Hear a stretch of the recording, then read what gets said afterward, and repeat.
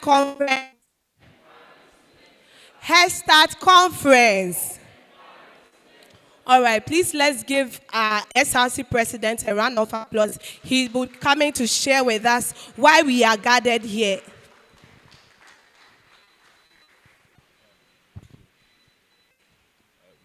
Good morning to all of you. I trust you are doing well. Yes. I'm sure most of you are looking at me today and wondering why I'm dressed like this. Because on a normal, you see me in my white long sleeves, my tie, and then my kaftan. But today is a holiday and a weekend, so I just decided to go a bit casual. But before I start to give the welcome address, I just want to encourage each and every one of you to open up yourselves to learn and then to make the most out of this session. About 2 years ago, I was seated at Headstart Conference. I can't remember, that time the setting was different. We weren't facing this way, we were facing that direction. And I was sitting somewhere around where the speakers are now. You know, I humbled myself, I listened to what all the speakers came to say. I prayed to God, and then today I'm standing here as an SRC president. So before I welcome you, I don't know that this conference is not just any ordinary event. Open up yourself to study, and who knows, in a few years to come, you'll be standing in my position, or you might even be standing in a better position. So, distinguished and invited guests, the leadership and the management of the Living Stones Family Church, colleagues, students, good day to all of you.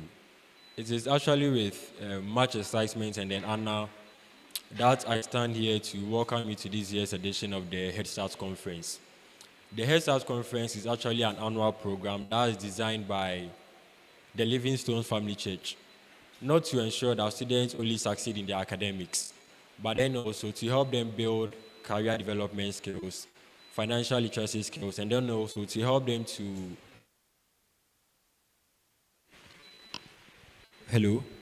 but then also to help them build a deeper relationship and then work with God. As students of the University of Ghana, we are constantly reminded that academics or education goes beyond the lecture halls, okay? True success is not determined only by the grades that you attain. True success, I believe, is determined by the character that we build, the relationship that we nurture, and most importantly, the kind of impact that we make to society, okay? Academically, we are usually stressed, and then we are told to pursue academic excellence, which is actually good. But I want to tell you today that academic excellence alone is not enough. We need to find an avenue to develop our financial literacy skills, also to position ourselves for the evolving labor market, and most importantly, to also develop our relationship with God. That is why the Headstart Conference is here. The Headstart Conference realizes that there is truth in everything that I'm saying. That's why it's providing this platform as a holistic way that students will be able to develop or build themselves for good academics, to position themselves for financial literacy skills, and then also to build a deeper relationship with God. So I urge each and every one of you here to take advantage of this session, try and then actively engage with the speakers, ask questions, and then build meaningful and then impactful connections before you leave here. It is my prayer and then my hope that this program actually gives you a head start. A head start in your academics, a head start in your finances, a head start in your relationship, and even a head start in your career development. So on behalf of the SRC, I welcome you all once again. I wish you a truly transformative and then impactful session. Thank you. All right, please let's give him another round of applause. Another round of applause. All right, so my name is Shasha, and I'll be one of your moderators for today's conference. And some of us didn't have the opportunity to attend conferences like these when we were in level 100. So we didn't perform as much as we wanted to. I remember that when I was in SHS, all I thought about was being in medical school.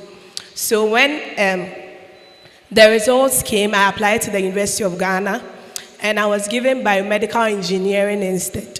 So I was sad, I was sulking over it, but then in level 200, I realized that no, I can't blame the fact that I didn't get my first choice program to maybe what I'm experiencing in my academics. I wasn't failing, no, but I wasn't doing as much as my capacity could afford.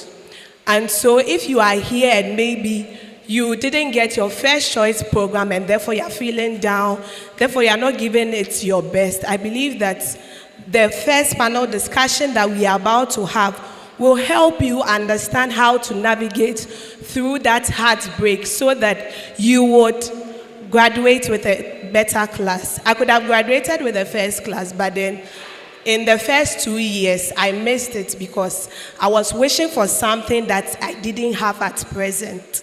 But I still graduated with a second class upper. And I studied biomedical engineering. And I also became a teaching assistant afterwards. So even though you didn't get the course that you want, it's not time for you to throw in the towel. It's not time for you to loiter about. Just give it your best shot. And I believe that you are going to succeed. So this first panel session, we'll be talking about academics and career, how to learn as a student, and also how to choose your career when you go out of school. Believe you me, I'm not practicing biomedical engineering currently. What I'm doing is so outside biomedical engineering. So if I had focused on the fact that I didn't get to medical school, and so I was sulking, not learning, not making the effort to graduate with a good class, I wouldn't be standing here.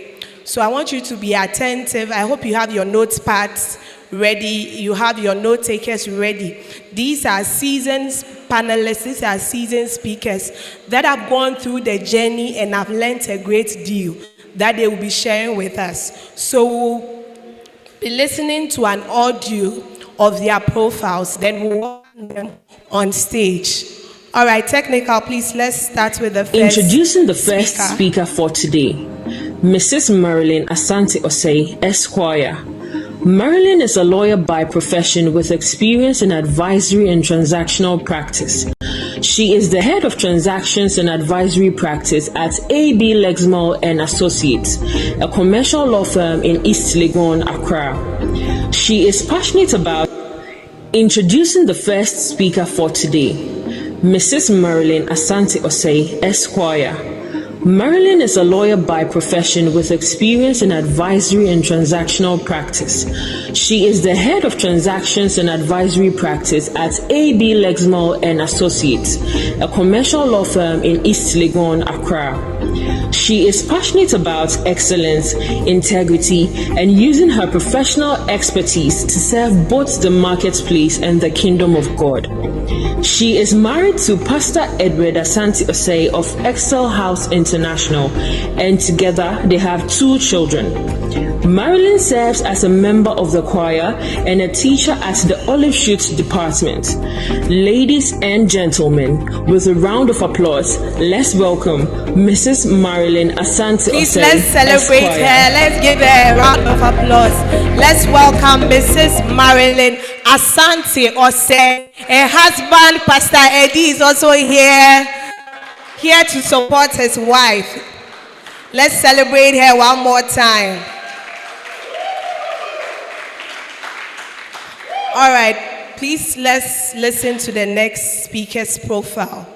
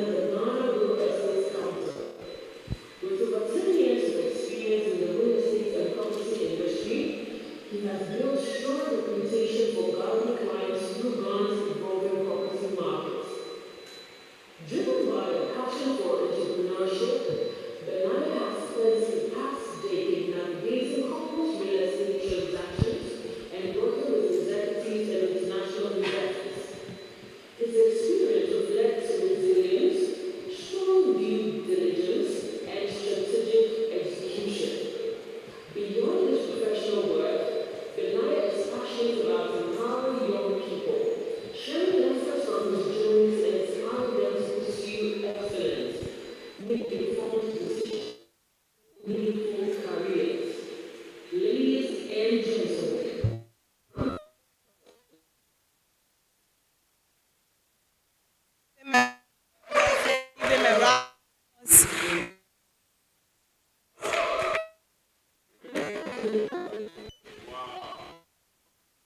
A round of applause.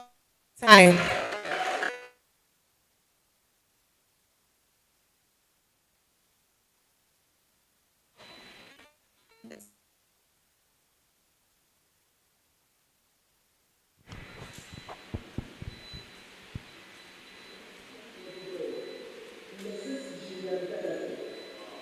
Gina is an experienced tax professional with over 7 years of working in the field. She currently works as the manager of PwC Ghana, where she helps businesses understand their obligation. Gina studied economics and government at Cornell University and is a member of the Association of Chartered Certificate Accountants and an associate member of the Chartered Institute of Taxation Ghana. Outside of work, leadership activities, she is currently the lead coordinator for Partners for Impact, a non-profit organization that serves the needs of people in underprivileged communities. Julia is excited to share her experience at this Headstart Conference, inspiring them as they prepare for their own career journeys. With a round of applause, ladies and gentlemen, let's welcome Mrs. Julia Gallagher. Please let's give her a round of applause even as she comes. So we will move on to our next speaker.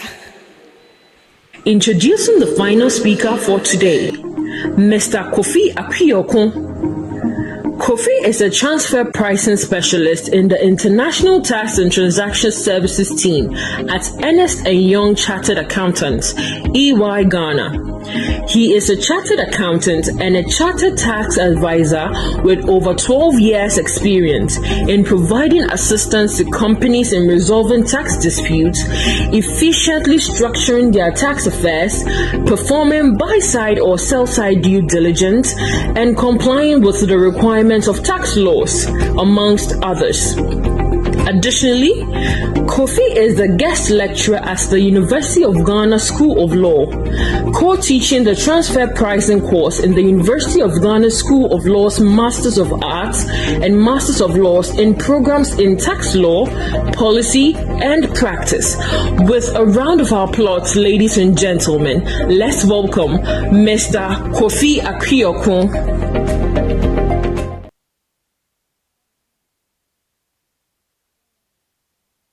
Come our last speaker.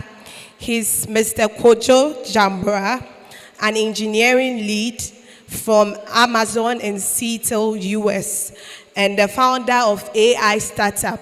Please, round of applause. Please let's welcome Mr. Kojo Jambra.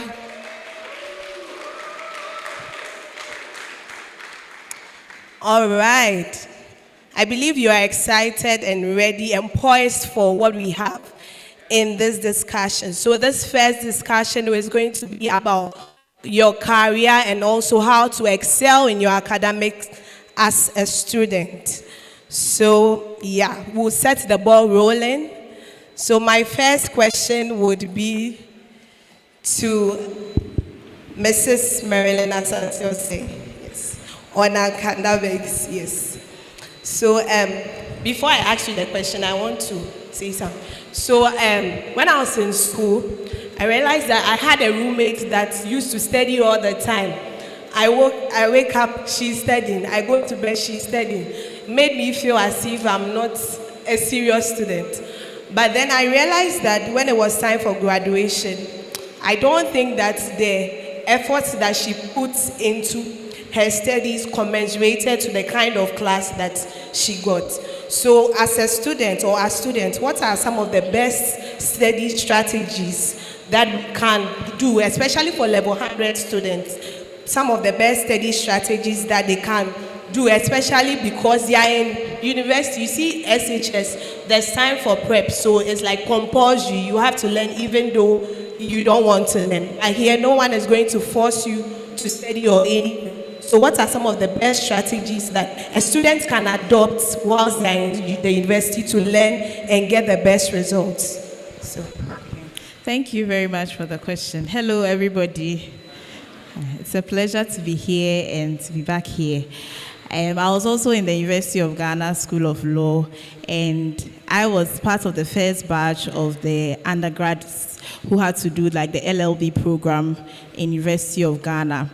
So when I entered the university, as she said, the university is a different playing field. It's very different from SHS, where you have your time scheduled for you, there's time for prep and all of that. Here, you are left on your own to do your own studies by yourself. And I would say that for me personally, one thing that really helped, because I mean, coming right from SHS and coming to read law was like a whole different experience. It was like a shock. And so one thing that really helped, and I believe can help all of you, is to look out for your seniors who have gone ahead of you and who are excelling. So what I did was that I looked out for some of my seniors who were excelling at the course and who had gone ahead and were doing really well. I consulted them as to what I should do, how I should go about my studies, what I should focus on, what I should look out for. And they were very helpful because they guided me a lot as to each and every course, what I should look out for. They gave me course materials, they guided me how to brief cases, what to look out for. And one thing that they also proposed to me that really helped was having study groups. And it really helped me because studying law is a lot, and sometimes you're not able to grab everything on your own. But when you have a study group, you have people who are also very serious-minded. Not a study group where you go and be discussing movies or the latest trends on campus. No, study groups where everybody has an assignment. You come, everybody is discussing a particular topic or a particular case. It helps you to see things from different perspectives. Helps you to understand whatever you are studying, whatever you are being taught in class. So I'll say that for a level 100 students, I'll say for the first thing, you'd have to consult your seniors, people who have gone ahead of you, people who are doing well in the area of study that you are pursuing, and then find out what is making them excel. Because as she said, there are people who spend a lot of hours studying and they are not productive.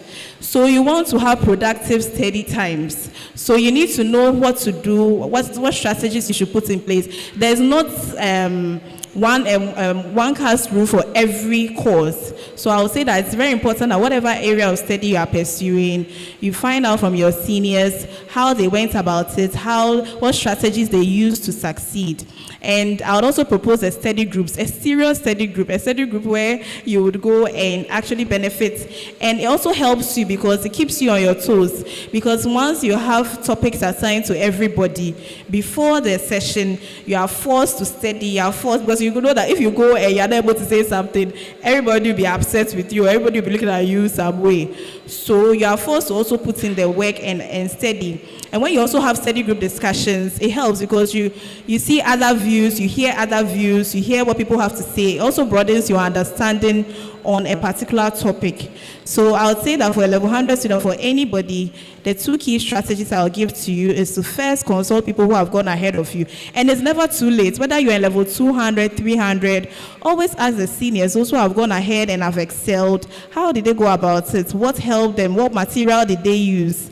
And all of that. It has a way of helping you and guiding you so that your studies will also be productive and also have a productive study group. Thank you. All right, thank you. Please let's give her a round of applause. Mrs. Julia, so I want to also ask you the same question. Coming from a place where I know you studied in Cornell University, I know you've won a lot of awards. What do you think you did right that made you get all those awards, made you excel in your academics? Okay, thank you, Shasha, for the question. And I'll say that what I'm going to say is not so different from what Marilyn already shared. Having a study strategy, talking to people who have already taken that course, and then also study groups. It's so important because one thing that I did or I still do when I'm learning is to understand the course. So the way I would learn, let's say, maths is different from the way I would learn history. So understanding the course, and then, like Marilyn said, talking to people. I was fortunate because when I went to school, there was actually an app where you could put in the course that you want to take, and it will tell you about, like, the professor, how the professor is, how the class is, how to study, how to pass. So it's basically the same thing that Marilyn said, right? talking to people who have already taken the course with a particular lecturer, because maybe taking, let's say, biology with a particular lecturer may be different from taking the same course with another lecturer. So talking to people is so important. And then having a strategy to study well. So it's not just about chewing and pouring. I know that in Ghana we like a lot of chew and pour, pass and forget, but it's not just about chewing and pouring, it's about actually understanding. If you can understand what you are learning, it will help you to remember when you have a test.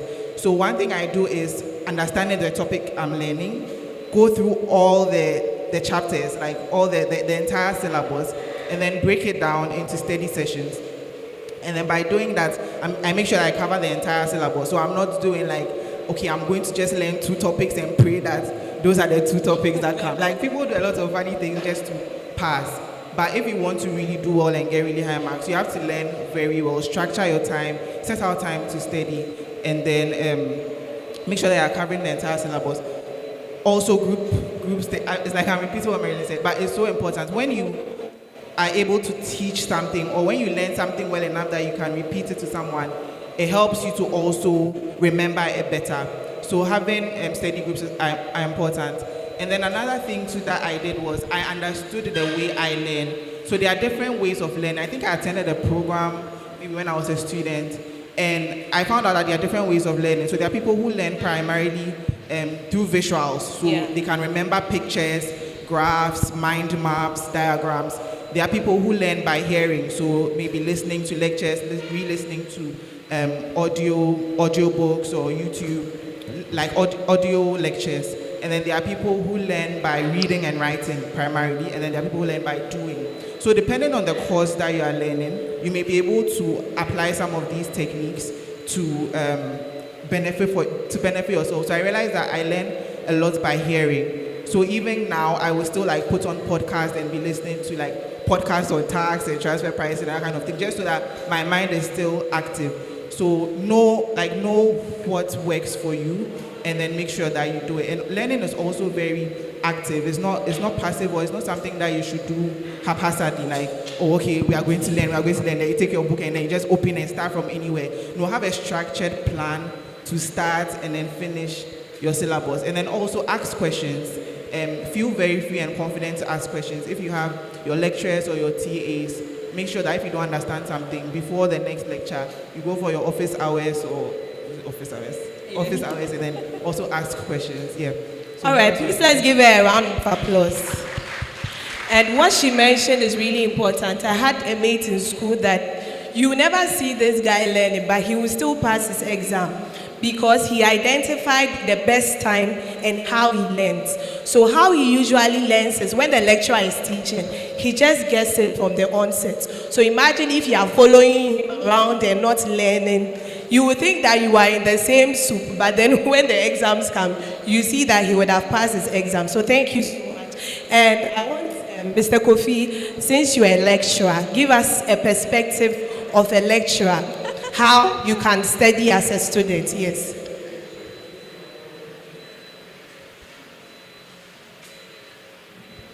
Thanks, Shaka.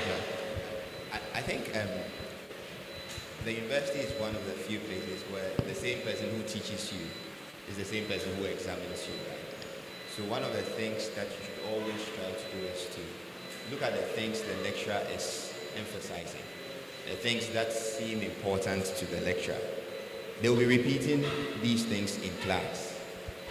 They will be going over certain topics. In fact, sometimes when we are teaching, we even tell you, pay attention to this. So if you're not coming to class, my class, if you're not coming to class, you are not going to pass. Just because a lot of the slides will be sparse, right? But a lot of the good stuff will happen in class. So please pay attention to what your lecturer is saying and be intelligent about what seems important and what seems unimportant to the lecturer. You can't examine all the topics, right? Once you get the things that appear to be important, focus on them. Julia and Marilyn also mentioned one thing in terms of a discipline, a routine. Learning is not haphazard. You cannot play the 2 weeks, I'll be able to do it. If you are blessed with a really good brain, you might. But if you are like everyone else, probably you will not. So have a routine. Every day I have these hours that I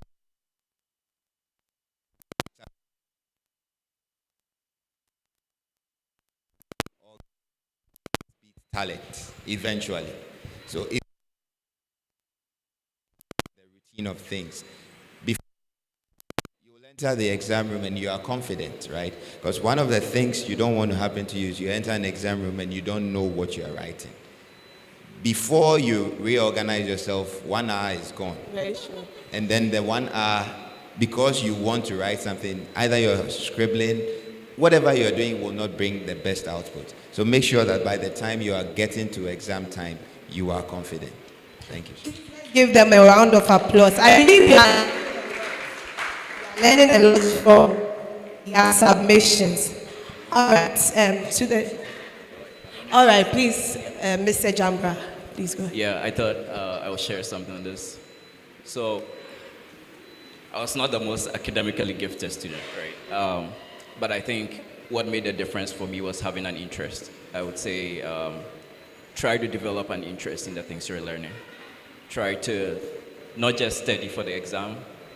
If you can study for an exam and pass it, you may just forget everything else after that.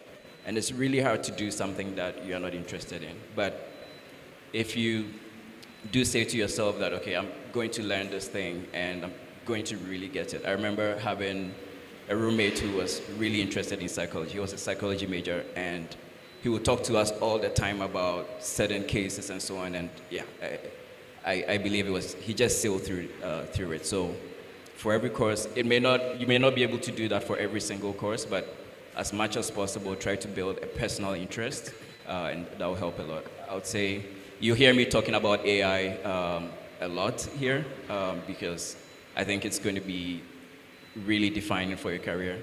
So maybe let's get a sense of how many people are in engineering and science? In engineering and science? Engineering and science. Okay. How about, what are the other, business? Okay. Arts? Wait, so what's everyone else? What are the other, sciences? Yeah, but Chemistry, physics, mathematics. if your hand hasn't gone up, what are you studying? Okay. Yes, I'll say the last thing I'll add here is try to build something. So today you have, I'm sure everyone here, how many people have used ChatGPT or similar? Every hand should go up. Yes, if you haven't, please, please, please. This is going to be a defining technology for your career, right? And one thing you can do in terms of learning is explaining things, right? So one of my favorite strategies when I get any document in front of me is like, explain like I'm 5. Like, explain this topic like I'm 5 years old. Then I'll go explain like I'm 10 or explain like I'm 13. And it's a great way to build, understanding. I'll leave it there. All right, let's celebrate him. So AI is not just for editing your pictures to make you look different. You can also use AI to study. All right, another round of applause for our speakers. And so the next question I want to ask Mr. Kofi. So how can students stay motivated and still perform well when the course they are studying is not their first choice course? Hard one. I mean, first of all, realize that you are not in the ideal situation, but there's hope. I mean, the university is not determinative of what you will become, except for certain professional courses. I mean, if you're studying medicine, you're most likely going to be a doctor. But even fun fact, I know people who studied medicine, gave their certificates to their parents and went to do business, right? But whatever it is that the university is supposed to really give you an open mind. So have a goal on what you eventually want to be. Just last 2 days or something, I think I was reading the recent crop of YX students, the one who came out tops, studied general arts, and is doing mechatronics engineering at Ashesi. Wow. And it blew my mind. I mean, we didn't used to have that in Ghana, but now we do, right? Where a typical liberal arts person is doing engineering. It's showing us what is possible. It's always been possible in advanced countries. You can do arts and become a doctor outside. You can do arts and become an engineer. So whatever it is that, unfortunately or fortunately, you were given, see it as, this is my opportunity for a fresh start. I really want to do X. may need to do A, B, C, D, but X is still attainable. Once you have that mindset, for me, give your best shot in the course you are doing. Because even if you're going to do master's level courses, always, what did you get undergrad? Did you do really well, or did you just pass? If you just pass, that puts a limitation on you. But with the eye on the goal, we are Christians, right? So what it says, Jesus, seeing what was ahead of him, went through whatever else he had to go, right? So please have that as, I have this as my goal, so I will do whatever it takes to get there, and you can do it. All right. Would you like to comment on that? Thank you very much. Thank you very much for coming. So, doing a program that you didn't like, or Yes. your parents chose for Force you. you to. In the working environment or the working space, you see various people that have done, different courses.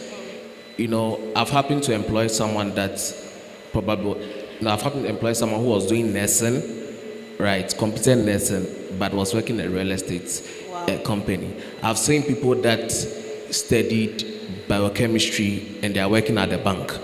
So the point is, you having to learn. The working environment when you're out of school is more about the transferable skills. Yeah. Okay. But whilst you're on campus, what I can tell you is that Yakubu, manage. You feel like you are dying, but you won't die. The goal is to end your 4 years. Okay, just graduate. When you graduate, employers are looking for certain transferable skills. Okay, they are looking for certain transferable skills. And I also believe that you could be studying a particular course that you don't like, but there's a particular thing that interjects at a point. Okay, let's say you are studying business, and maybe your parents forced you to study business, but maybe you wanted to be a doctor, okay, or maybe you wanted to be a lawyer, but you're studying business. At a point, there will be a transferable skill, or there will be an interjection somewhere. Okay, maybe I didn't study business, but maybe in your course you might have studied accounting. Okay, you are running a business, or you find yourself in a particular company doing something else completely different, but skill that is transferable. Okay, so that's just what I want to add to it. All right, let's celebrate him. Is any other comments from our speakers before we move on to the next? So just like he mentioned, maybe your career path is not even in the course you are studying. Like I mentioned at the beginning, I studied biomedical engineering. I've not used my certificate for anything. Currently, what I'm doing is not related to engineering at all. At all. So don't feel down, don't feel disheartened because you didn't get your first choice. Just manage and make sure you are learning, you are getting some soft skills at the end of the day, employable skills that can help you get that job that you hope to get. All right, let's move to the next question, still on academics. So if a student performs academically poorly, how does the student bounce back after a failure? So maybe a student gets an F in the course, 8. How do you leave that down feeling and get yourself together and start learning and taking up the journey again? How do you do that? How do you get over that to make sure that you overcome that hurdle? Okay. You can. Okay, thank you very much.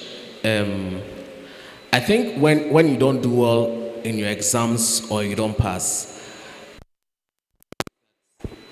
one of the things that you have to settle with is that the end of the semester, you wrote the exams, you didn't pass. Don't dismiss that fact. You didn't pass. You have to go back to the drawing board and find out, why didn't I pass? what didn't I do that I should have done? It could be that during the semester or during the exams, you thought you could be smart by learning, learning some questions that wouldn't come, or you decide to use your time anyhow, and you couldn't cover, your revision. Okay, I mean, you have to go back to what you do not diagnose. You cannot necessarily get a cure for it. Okay, so you have to actually go back and you have to take a mental journey and find out what actually went wrong. Okay, failing one semester exams is not the end of the world. Luckily for me, I didn't have to trail, but I almost got there. Okay, and you see, the point is, I mean, I have a colleague here with us. When I was in the university, I had some friends that when the exams is over and then they paste their results. I don't know whether they still do that here. They paste everyone's results. Oh, they are really lucky. Because when I was in university, they paste every results on the notice board. So you see everybody's results, everybody's GPA. And I had a particular friend, every semester, she will go and look at the notice board and be telling everybody, your results. Okay. So it's like when you have such a person in your group, when you have such a person as your friend, I mean, you wouldn't want to feel the next.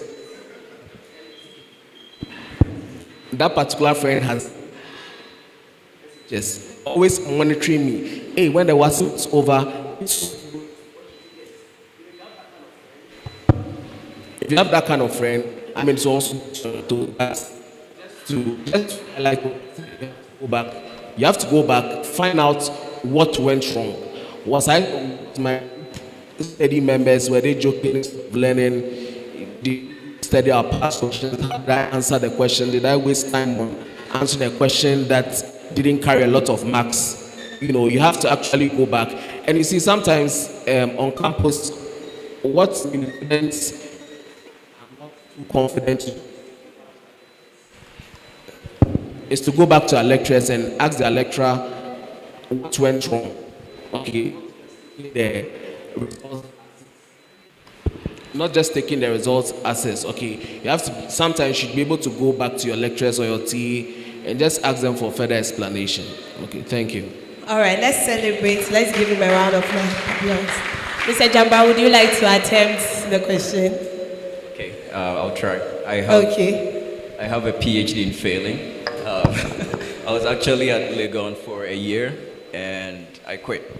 So, not because I was failing, I just wasn't interested in the things I was learning, or actually particularly I didn't like how things were being taught here. And so I left to Ghana Technology University. Now, if you fail, it means something didn't go well. Also, if you fail, it means you did something that was hard, right? So give yourself credit for that. It's worthwhile doing hard things. But yes, if you fail, try to diagnose it, try to change something, maybe even change your friends, change certain things about your lifestyle to make room for success. Right? All right, let's. Yeah, thank you for the question. So I think the point about failure is very difficult, especially for the course that I read. We had people who were, topping their classes or receiving awards from very top schools, coming into the faculty and then having, for the first time, failing. And it was very difficult for some of my friends who had to go through that. But what I can say is that we should never give up and recognize that every setback is a setup for a comeback. So don't be so much as to why did I fail, dealing with the emotion of failing, but rather, rise up or get up from that state, because also time is not on your side, because you have to resit that paper. So if you are going to be meddling in the whole emotion of failing and everything, you may end up missing the second chance. So what I'll say is that you are not the first person to fail, you will not be the last person to fail. And so just know that this is a setup for a comeback, and God has something bigger in store for you. Sometimes, for me, I say that when such situations happen, it's actually an opportunity for you to learn something out of it.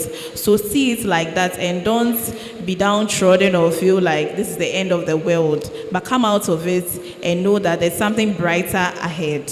Thank you. All right, another round of applause. So the last questions for the academic part, then we move on to career. So what are practical strategies to help students avoid procrastination and also stay consistent during the semester? What are some of the strategies to help students avoid procrastination and stay consistent during the semester? Okay, so I'll say, like, know your why. Know why you're here. If you have your goal in mind, like, would you really, like, you work towards it? So first of all, have a goal in mind. One of the things that I'll say is sometimes people don't have goals. And when I was in senior high school, I had a roommate who had a goal in mind. I didn't really have a goal in mind, but she was always saying that she wants to get 10 A stars. She wants to get 10 A stars. Like, that's the highest you can get in the school I went to. But me, I didn't really have a goal like that. But I saw her, like, the fact that she had a goal and she was always learning.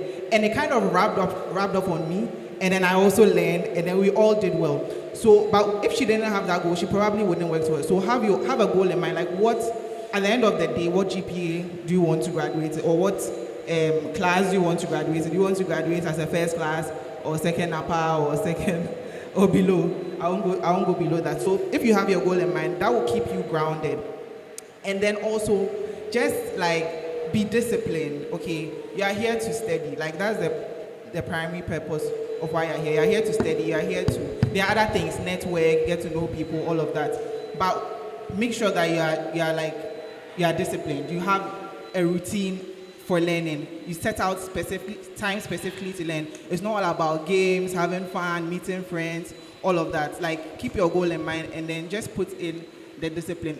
Procrastination is very tempting, and we've all done it before. But when you realize that when you procrastinate, you are actually, like, eventually you will still do it, and it will become even harder, or you will be under so much pressure. So just put in your timetable. If you have calendar, Gmail calendar, whatever, schedule time for doing certain things. And when it's time to do it, just do it. Be disciplined enough to say no to certain outings, to certain conversations, to certain time wasters. There are so many things on campus. There are so many distractions. You can be on social media for like 2 hours. You just need to build in a certain level of discipline for yourself. And one of the things that keeps on coming up in this discussion is soft skills, transferable skills. Discipline is a skill. Like, it's a skill that will help you when you go to work, right? It's something that employers are looking out for, not just the grades that you got. And so build character, build discipline, and then avoid things like procrastination. All right. I think applause for her. Mr. Kofi. Thanks, Shasha. So, I mean, Julia has probably said everything, and I just want to emphasize routine, right? It's everything. If you like, take stock of your 24 hours. You realize you actually have a lot of time. You will not realize it until you sit down and then just talk of it. So the routine is really important to build it. Yes, uni, you want to have fun, but when you build your timetable for studying, you realize that you have about 3-4 hours that you could use for whatever else you wanted to. So build your timetable, build the routine. I had a classmate when I was doing my master's course. They were from Germany. Nobody drinks more than those folks, right? And nobody likes outing more than those folks. But when it was like clockwork, when she sets a time to study, at that time, there's nothing you will do that is attractive to her. She's heading, doing her 2-3 hours. After that, let's play. So have a routine, set, and you realize you actually do have time to do some of the other things that you would do. That's what I wanted to add. Another round of applause for Mr. Kofi. Then lastly, Mrs. Asante Oseld.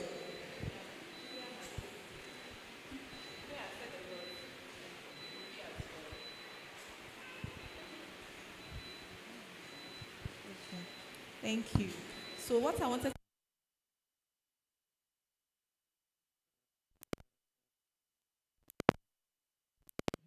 Okay, so the people you associate with also has an influence on how you go about your things. Because if you, as Julia said, her roommate had a goal and was working towards, attaining the highest mark, and that's rubbed off on her. So you need to know that the people that you associate with also have an impact on how you.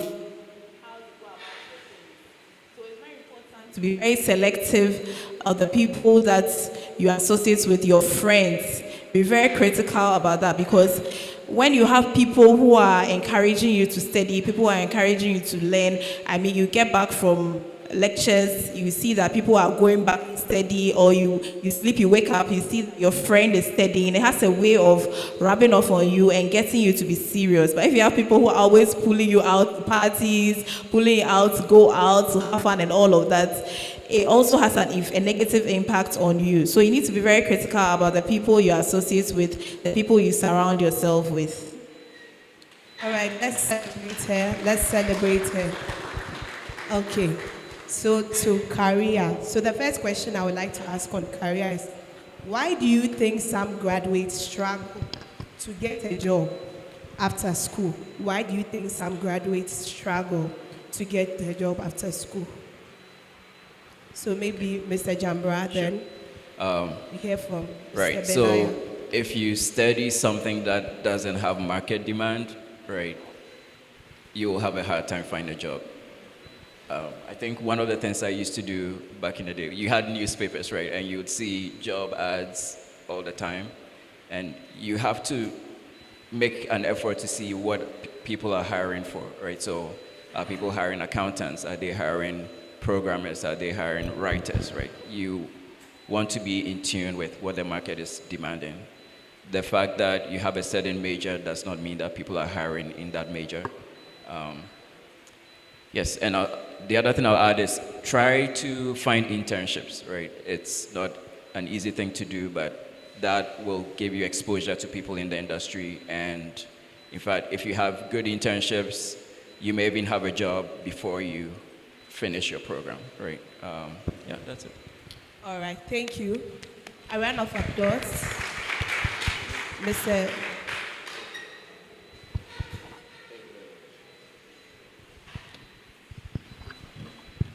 All right, thank you very much. So why sometimes students, or why sometimes when you graduate you don't find jobs? Look, there are a number of reasons. You see, sometimes you receive someone's CV at work, and the person just completed with the certificate, BSc in this. You check skills, there's nothing. The person doesn't know how to use AI. The person hasn't done any course in Coursera. With Coursera, the person hasn't done any other skill. It's just a certificate. Okay. Sometimes we sit and then we look at the CVs and you're like, this person cry, like, which job can I give you? I can't give you anything. Okay, because if you come, you mess it up. Okay. Sometimes students complete school, they just complete like that. There's no networking, there are no friends. Look, I can tell you something. If you're in class, or like as you are going through school like this, okay, when you come out, you don't just, you need to have come out having certain quality relationships and friends, because you'll be surprised that a classmate of yours father owns maybe one company here or there, okay, and you apply for the job and it's not your CV that is talking, it's that relationship that is talking, okay. So I'm saying build quality relationship, quality friendship whilst you are in school. It's not only your class, it can be, I don't know, when you are in some groups, church, whatever. Okay, try and build certain good networks over there. I made mention of you having some skills. Okay, you can work at any other place, but sometimes me as an employer, I'm looking for someone that maybe knows how to use Excel very well. And you come to me, everything checks out, but you can't use Excel. I don't need you. I won't employ you. Okay. There are so many things. I made mention of the networking. I made mention of schooling. I mean, also, in as much as possible, try and build a lot of good networks here. Okay, whilst you're in school, building networks. I think that's one of the reasons, or that's one of the things that students miss out a lot. It's very important. Yeah. All right, a round of applause. So they mentioned that you should try and take courses outside the course that the program you are studying. A lot of people go out there into the job, and some of them cannot even do Google Form, which is something basic that you should be able to do. Some people cannot develop a PowerPoint presentation. Without that, I don't think an employer would want to. Even though you may have a first class, I don't think an employer would want to employ you without those skills. So please make sure that you learn outside your course, learn transferable skills, employability skills like they mentioned, so that you become a hot cake on the job market. All right. The next question is, what should students start doing now to become employable before they graduate? What should they start doing now to become employable after school? So Shasha, I'll take that. For me, the most important is your mindset, right? Recognize that it's a zero-sum game. When you are in school, we can all do well and we can all get it's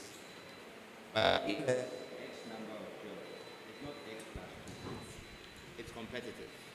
So once you realize that I've identified I want to work here, as Benaya mentioned, what skills do they need there?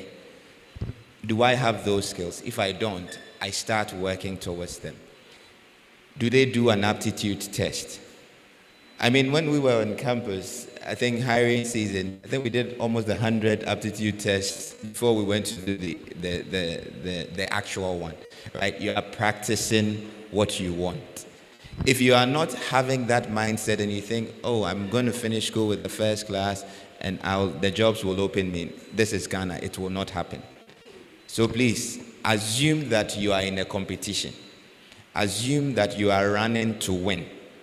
And therefore, I am going to identify every single skill that I need to succeed there. So that when you are walking into the interview, one, you've read about the company, you know what they do, you know what you are bringing in, you know how you can contribute the next 5 years. You distinguish yourself in the interview panel. But if you just walk in, I'm high and mighty, I made a first class, you are not the only one who made a first class. There's a ton of people who made first classes. And some may even be more beautiful than you, right? But you must bring something that the employer says, I remember this guy out of all the people that I interviewed. I think we could use him.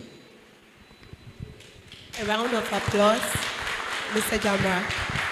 Yeah, I'll just add to, in fact, Kofi's own experience. He didn't mention it, but Kofi was economics major, right? He wanted to work in accounting. He figured out you need the ACCA certificate, right? He studied for, I think he became the youngest person to pass that exam, right? And then went on to work at PricewaterhouseCoopers. Give him a round of applause. Right.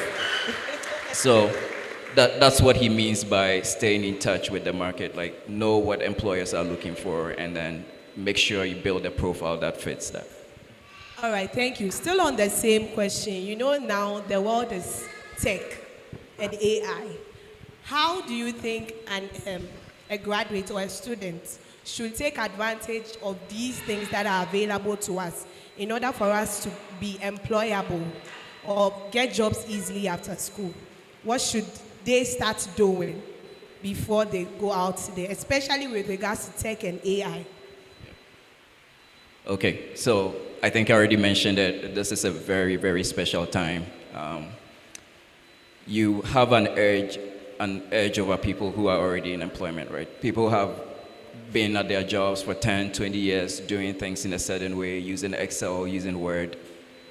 You have not had that experience. What you have are tools that are even better, right? You can tell AI to build a deck for you, build an analysis, there's a lot more you can do. And if you enter the industry being someone, what we call AI native, right? Someone who grew up with that technology, and that is built into your mindset. There are things you're going to be able to do that, people with a lot more experience cannot do, right? So that's one thing. I would say everyone should be writing code, right? Today, writing code is a lot more accessible. You can tell the AI to write a program, build an app, and so on. Having the mindset of a builder is going to take you a long way. And building a personal portfolio as well, right? If you have, it doesn't matter which course you are working on. If you are working on psychology, you could build something that, tracks psychometrics or tracks some other types of metrics. If you're in software, you can try to build something for commerce, right? Build something. It doesn't really matter what it is, but the process of trying to build something will get you a lot of experience that employers are looking for.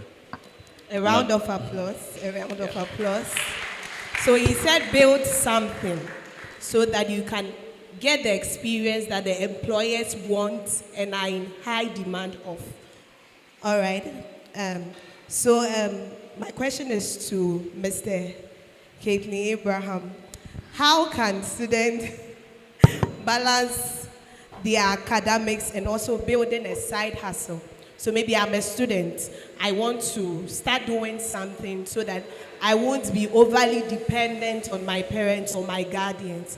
How do I go about it? How do I balance such that I don't end up failing in my academics because I'm over-focusing on the business, so my academics is lacking? How do I balance that? How do I do the two, academics and business? Okay, thank you very much. This is rather a difficult question. I think both areas are very demanding. Academics is very demanding, business is very demanding. Okay. One of the things you actually need to do is when you're building a business, sometimes you can in a way link it to what you are studying. Okay. So let me just use business administration as an example. You are doing business. You can link it to setting up a small shop or small vending point on campus, okay, and employ someone, okay, to do that. Also, you should know how to manage your time very well, okay. You have the whole 24 hours. You have to be able to know the hours that you apportion for business or for a side hustle and the one that you apportion for academics. Because mind you, if you focus too much on the business on campus and you fail your academics, you have lost all the two. Yeah. Okay, so it's better to find the balance in there. Be able to apportion your time, and you go for lectures maybe from morning, you close at 5. Okay, your business you can start up a business that maybe starts maybe around 6 p.m. 5 p.m., 6 p.m. to about 9 or 10. I don't know how it really works on campus. Okay, so that there's no conflicting interest here. Okay, then also you should learn how to automate certain things. Okay, you have to learn how to automate a lot of things. You can, you are studying in academics, but yet technology is available to you, automating a lot of things. If you are selling something and then someone reaches out to you on Instagram, it should be such that there's a chatbot that already will respond to the request, okay? So that there's that balance here and there, so that you don't over-focus on your academics whilst your business is failing, or you're focusing too much on the business and your academics is failing, okay? You're supposed to have that equal balance, and you do that by learning how to apportion time for what. Okay, thank you. All right, a round of applause. Would you like to answer? Okay, I think you've said it all, but what I'll just add is you have to be able to prioritize at every point in time if you are doing a business at the same time, being a student, you need to realize that your time is not the same as someone who is doing just the academics and is not running a business. So back to the timetable that Kofi talked about, you have your time for learning. Maybe that 3 hours that you would use to hang out, maybe you can't afford that anymore because you are running a business. So part of that time is going to go into that. Or you have to wake up earlier at dawn, maybe, to put things in place for your business and then still be able to go to school and have time to learn. So it's a sacrifice, and you would have to put in more, basically. But you should know at the end of the day what's most important to you. Is this business something that you want to grow into something big? Is it like something that you're planning to do full-time even when you graduate? That would also inform the way you go about it. Or is it something you're doing just to get, some extra money here and there? It's not something that you would really want to put your entire academics or career on hold for. So it really depends on you, what your goals are, what your priorities are, and then that would also inform the extent of time that you put into each of them. Yeah. All right, a round of applause. So you have to define your priorities so that you will not focus on just business and your academic surface, or so that you will focus, or you put maybe 100% of your energy into your academics and maybe your business surface. So you have to weigh the options and see what is most important to you.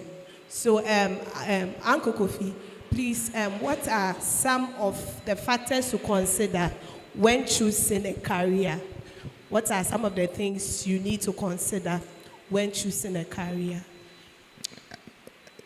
I was just going to say money, but it's a bad answer. But it is an important factor, right? For me, the overarching factor has to be interest. We spend a third of our lives traditionally in work. There's no point going to a place you'll be miserable. If you are not really enjoying what you're doing, chances are that you will struggle.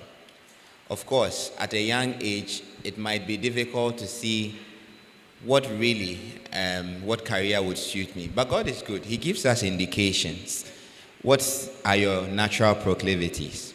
I remember when I went into SSS, the first time I took an economics textbook, it all made sense. And I knew that I would do economics. It's never been a hard subject for me. I don't know why. I just took the textbook and it made sense. So it's never been a hard subject for me. So you will realize that there are things that come naturally to you. Sometimes that's God's way of telling you what you can excel in. I'm not saying that means you cannot do other things, but it is easier to do something you are enjoying, something you have a natural affinity for, than something that you totally don't like. So the first thing I think you should consider is interest. Then, of course, there's the reality of market demand. Just because I'm interested in football doesn't mean I can make a good career in Ghana out of football, right? I may be the best, but chances are that if I am not going to a country that really pays a lot for footballers, I may not make a really good living out of football. And even in those places that pay so much for footballers, it will amaze you just how few come to the top of the profession, right? So definitely interest. 2, market demand. 3, I think Kojo mentioned it in passing. Especially if you want to stay in a certain economy, look out for what is the hiring trends are. And then keep up to date with business trends. The BBC is one of my favoriteest websites. It will amaze you the kind of things that you learn there, because they're always having these future-looking articles that tell you where the skill set is moving, some of the skills that you can learn. When Benaya was making a submission, she says, when I look at a person's CV, there's nothing on Coursera. When we were in university, Coursera was a new thing. Yeah. When we were coming in, then this is not that long ago, right? So now, what is coming? Kojo has mentioned AI. If you are AI native, as he says, you already distinguish yourself from the rest of us computer babies who now are not AI native, right? You Gen Zs have terms that we don't even understand. So the things that are going to be in demand in your time are the things you should start looking at. start building your skills in. And there are really good resources. I mentioned the BBC. I think the University of Ghana recently had, this week, you had the World Bank's director of something, AI or something, speaking at your university. See, I know more about your university than you do. Keep up keep up with these things. They are important. They are not just noise. They are important. Once you go to an interview and say, oh, the World Bank director was here, you're already demonstrating something, right? So please keep up to trends with how the economy is evolving. If you were a typist 20 years ago, you would find work. You will not find work as a typist today, right? So please try and gauge where the economy is going and build your steps towards it. A round of applause, a round of applause. Mr. Gambra, would you like to add anything on that? Okay, would you like to add anything? I think Mr. Kofi said it. Gone are the days where, in our parents' time, where they had to go to school, learn, write exams. They'll shout at them, punish them. They'll fail, write again, learn, get a job, stay in the same job for 30 years, 35 years, 40. After 40, they retire. Now that things have changed. Okay. Now you don't even get people working in one particular job for 5 years, 10 years. No, they just work 2 years, 3 years, they change. 2, 3 years, they change. The trends are changing. There's no more employee loyalty like that. That maybe you work there for 30 years and then they'll give you a big award. No, it's no more there. Okay. What you should be focusing on,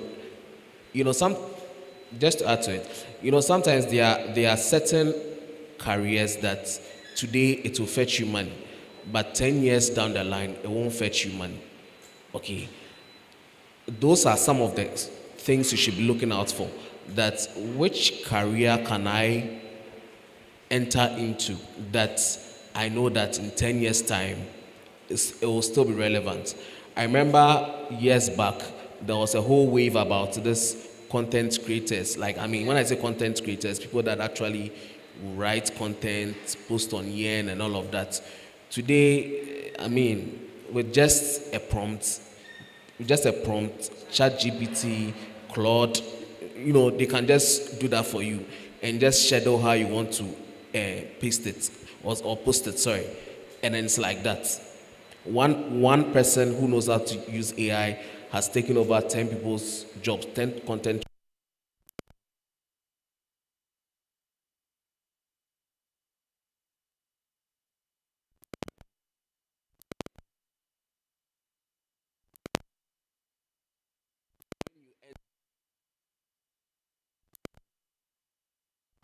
I think in the medical space like that, it's still relevant. People are always giving birth. People are always falling sick. You always get jobs to do if you are looking at the medical side. I think when it comes to technology, tech is still relevant. You always see new technologies coming up. It's still relevant. I think when it comes to things like maybe in the food industry, so far as you are living, you have to eat. Okay, so in the food industry, when I say food industry, I don't mean only going to do a restaurant down the road or something.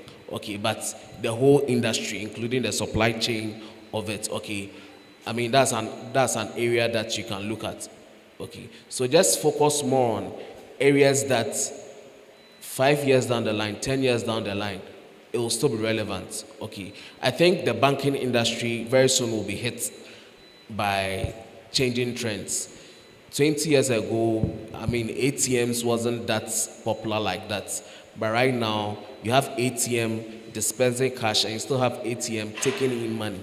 So the teller over there, she's on a hot seat. I don't know what will happen 5 years down the line, whether we'll still maintain her or have to let her go. Okay, so these are the areas that I believe we can look at. Thank you. A round of applause. So whilst you were talking, you spoke about job, you spoke about career. And I know that often people use those words interchangeably. So what do you think is the difference between a job and a career? Are they the same? If not, what's the difference? Maybe Uncle Kofi or anyone else can answer that. So I think we all start in a job, right? The day-to-day work, the grind, the things that will pay the bill.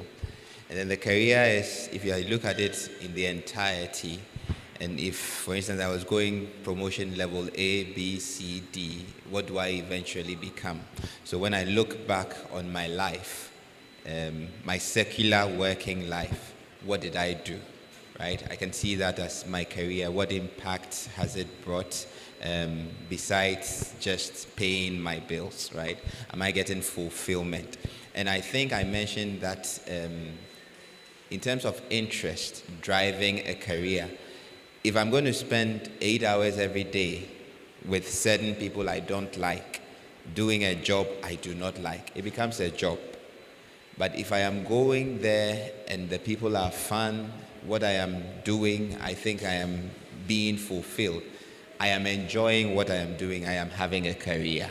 So I would say a job is just the grind. And don't get me wrong, in a career you will have to do jobs because there are things that have to be done that are not pleasant.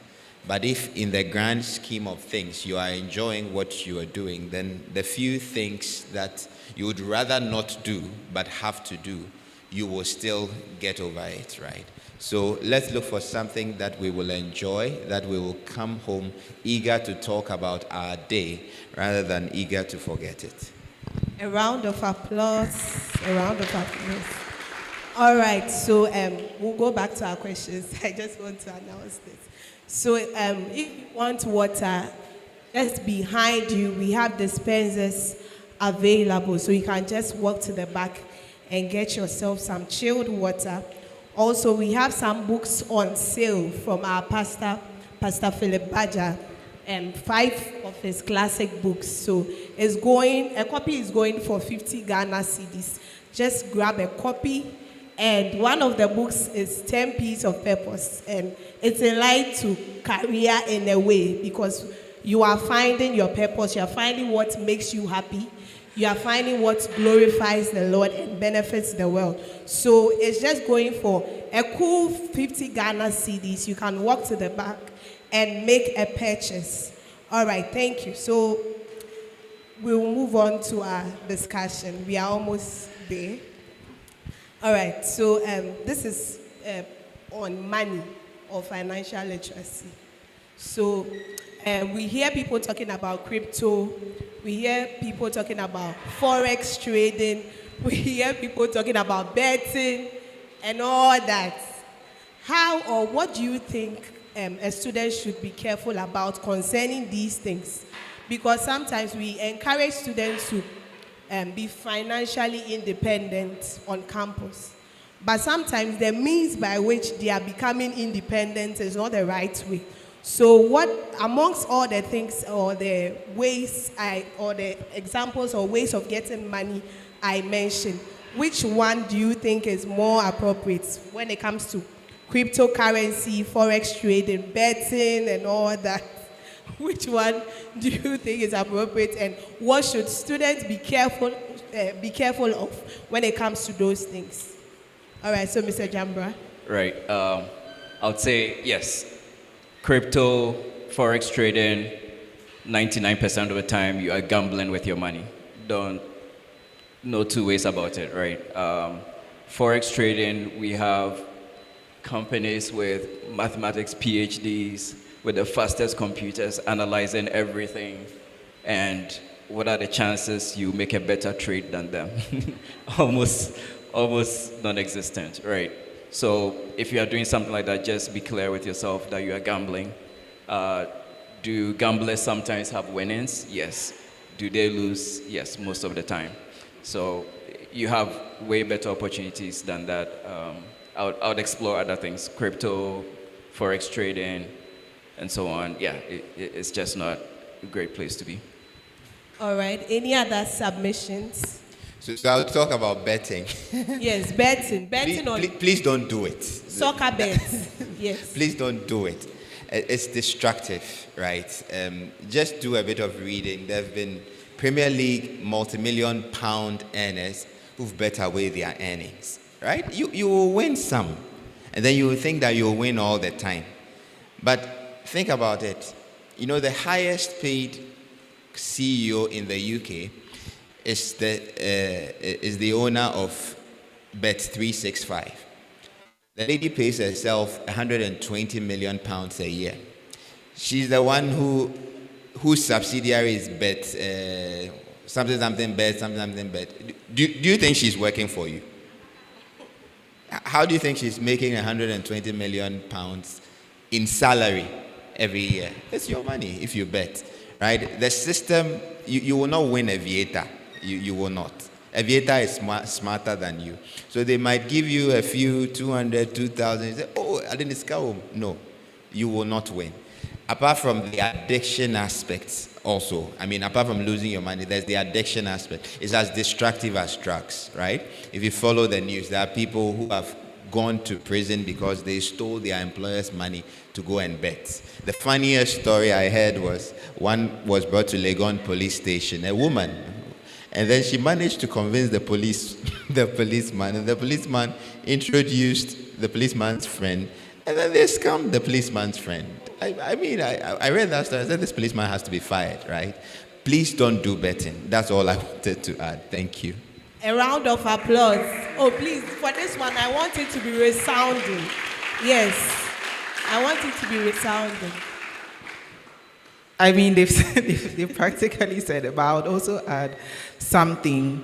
When people ask questions like this, it points to one thing. People want to get money, and they want to get money fast. Yeah. But the thing is, and the Bible tells us in Proverbs, that wealth from get-rich-quick schemes disappears quickly, but wealth from hard work grows over time. So if you're looking for wealth, there are two things, hard work and time. It takes time. So all these things, it's a chance, it's a gamble. Like, you may win, but you may lose big time. Recently, someone came. Be careful, just be careful, don't get scammed. Someone came to my husband with one of these trades, blah, blah, blah. And as soon as the guy was talking, I was like, yo, this thing is a scam, but let's just listen to him and talk. The guy was kind of like, oh, you should sign up, I'll do it for you, it's trading, blah, blah, blah, Forex this, Forex that. And I'm like, we just did a quick Google search, and from the research, the whole thing is a scam, but the guy believes in it. Be careful out there. People will come to you like, oh, just bring $500 or just bring 1,000 Ghana cedis, I'll multiply. And the returns he was saying were crazy. I have not seen such returns before. Anywhere in the market, over 400% annually. When I did, or was even I was making serious return. You won't see that anywhere. It's not real. It's not true. You end up funding, like Kofi said, someone else's lifestyle, because when people are losing, there's someone else who is gaining, from some of these things. So when you're investing, make sure that you understand what you're investing in. They are legit things that you can invest in, and I'm sure we'll go into it later on, but get rich quick schemes, run. If you hear, bring this, bring 5 people, run. Okay. A round of applause, a round of applause. If you hear, bring 10 cedis for $1 million, this is purely a scam. For me, I think that those people are greedy, because you know that it's not possible to multiply 10 Ghana cedis to $1 million. It's not possible, but because of greed, they still venture into it, even though their heart is screaming that, no, be careful, don't go into this. So, Mr. Kedley Abraham, what thank you very much. So, I think what's the average age in university? It's between 17 to about 21, right? Even 25. 25, okay. So, this is what I'll say. My panelists might agree with me or not, but what I want to say is that, one, when you look at, the grand scheme of things, you are not too young to be a millionaire or to have money. I want to, address that mindset that because you are 18 years, 19 years, 20, 21, it does not mean that you cannot be a millionaire or you shouldn't have money. Okay? So I just want to correct that, so that it's not like, oh, I'll be in my one corner till I graduate school, then I start building wealth. Okay, I think the narrative in the past has been that, oh, you can't be rich when you can't be that rich before maybe 40 years, before 50 years, and all of that. But right now, trends are changing. You see people that are 18 years somewhere in China, people that are 20 years somewhere in China, and they are well to do. Okay. Now, on the matter of cryptocurrency, so you have to understand that it's a form of investment. There are different types and levels of investment: low risks, medium risks, high risks. Cryptocurrency, fortunately, falls under the high risks kind of investment. Okay, and the point is that what I would say is that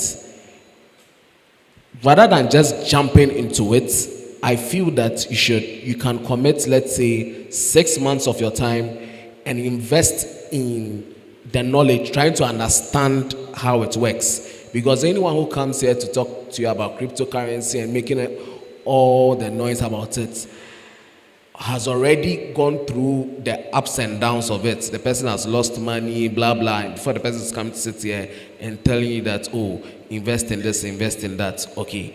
Now, the other thing about investment, and what I do is that usually, or typically, someone comes to me telling me about any investment opportunity, wants me to invest or something, any business, whatsoever it is, as if it involves money. My litmus test is that within 2 to 3 minutes, you should be able to explain the concept to me well. If you can't explain the concept to me well, for me to understand how I get the money in there and then I make my profits, it's a scam. Like, that's my litmus test. So if the person can't explain to you how they are able to make money from this investment, it's something that you should flag. Okay. I understand crypto. I understand how it works. From the genesis of it, it doesn't make sense because it's all CPUs trying to mine money and all of that. I understand that. I understand it. But also, as students, an advice is that you don't commit all your money into crypto. If you get 100 cedis and you decide to take all the 100 cedis and put it into crypto, thinking that you make, 1,000 cedis, one, it's not practical. Two, it means you are greedy. Okay, it just doesn't add up. Rather, I would say that invest or try it with, let's say, about 10% or 5% of your money, so that you know how it works. If it's safe, if you feel that it's safe and you want to do it, that one is your problem. If you try it and realize that no, this is another scam or whatever it is, you've advised yourself, okay. And as individuals, you should know your risk tolerance, okay. If you lose about 1,000 cedis or 500 cedis, if you lose 1,000 cedis right now, how would you react? Someone said, ish.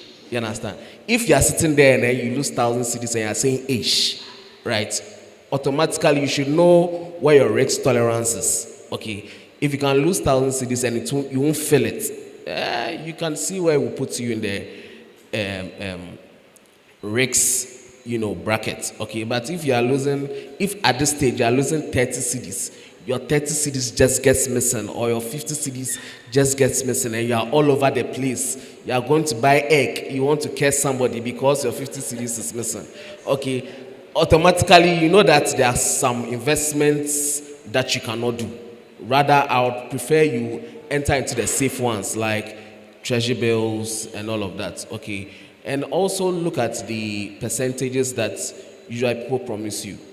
At a certain percentage, more than what the bank is giving, you should flag it. Okay, thank you. A round of applause. Okay, thank you. I think Mr. Kathleen Abraham has said a lot, but I just want to add one thing.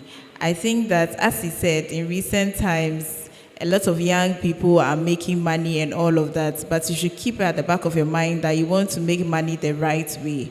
As he said, you should have the mindset of making it in life, but don't be eager or in a hurry to make money, especially in this era of social media where you have a lot of people throwing money on the internet. And I mean, things are not as you see them.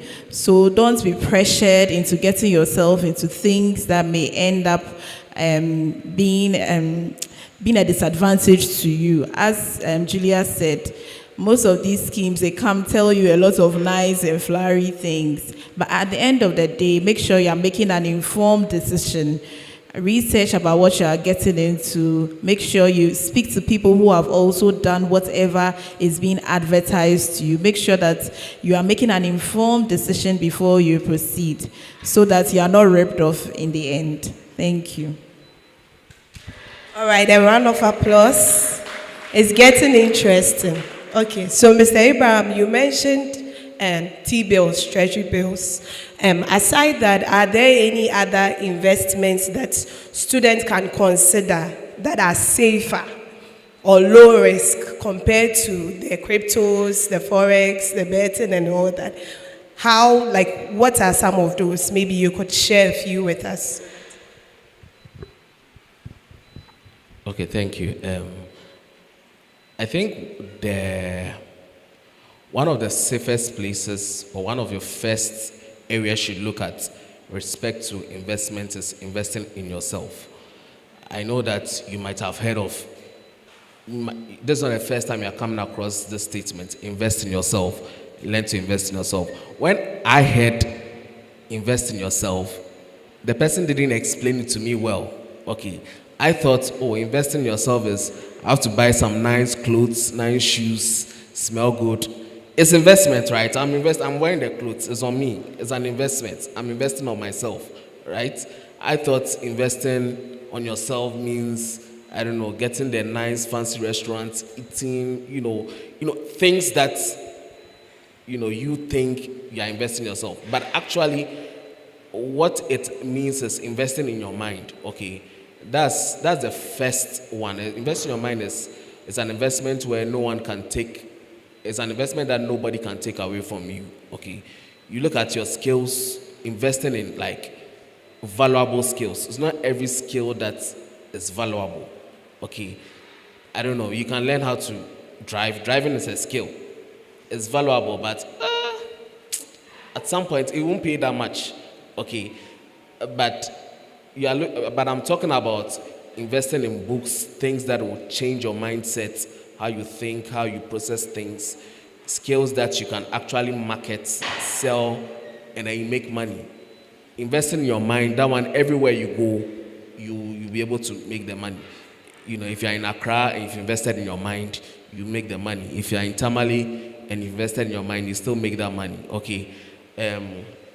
Away from that, the safest ones that I would want to talk about. You see, I don't want to mention some particular investments, else you might take it as, I don't know, financial consultation, and then you go there and the thing will backfire. Then you say, that guy that came at Headstart Conference. I don't want to do that.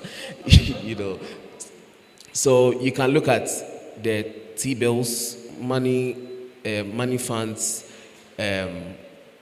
fixed deposits.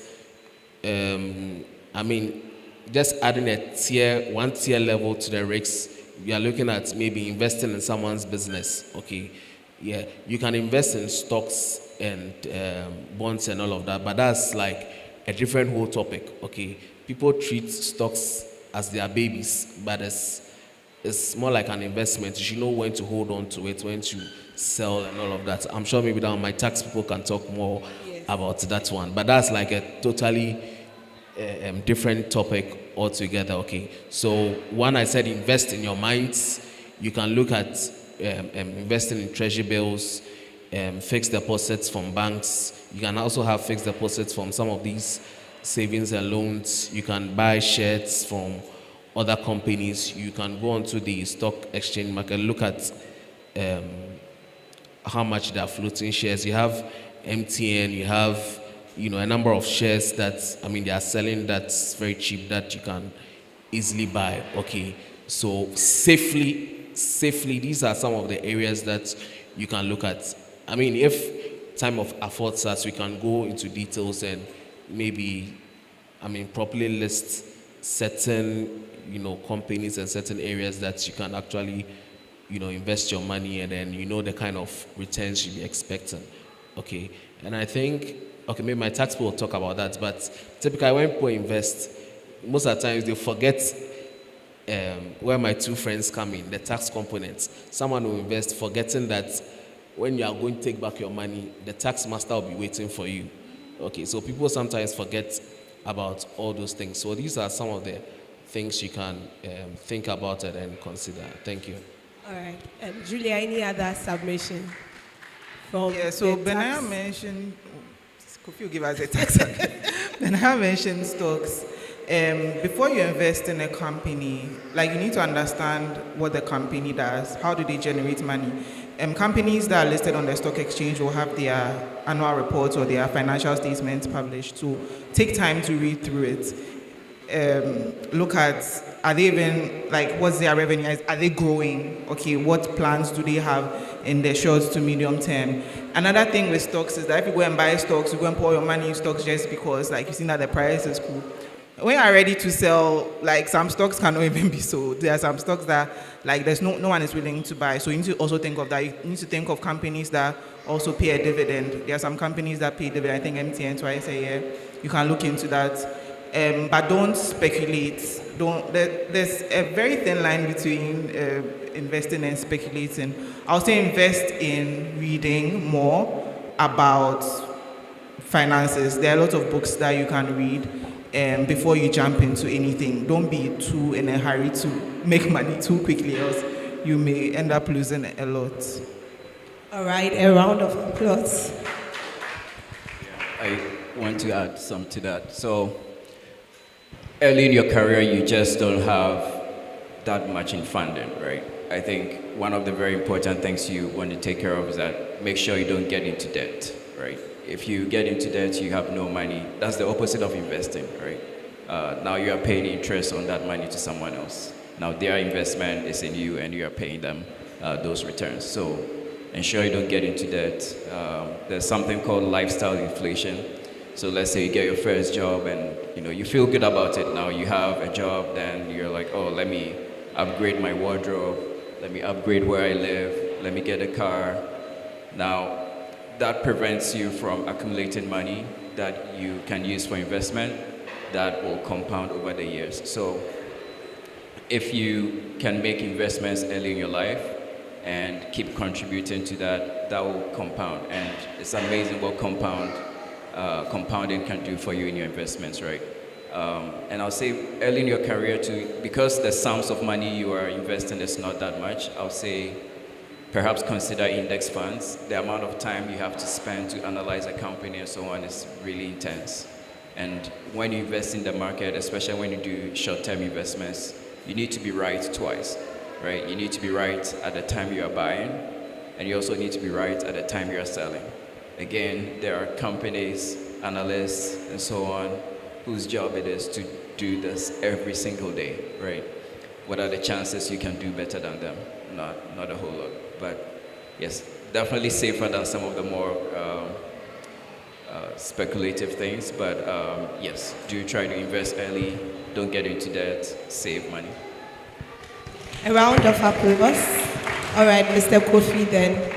So my colleagues have said quite a bit, but I just wanted to add a few things. One, the first thing is really invest in your financial literacy. One of the things I realized talking to a lot of people is people just don't know enough about money, right? Let's use the story of Job, right?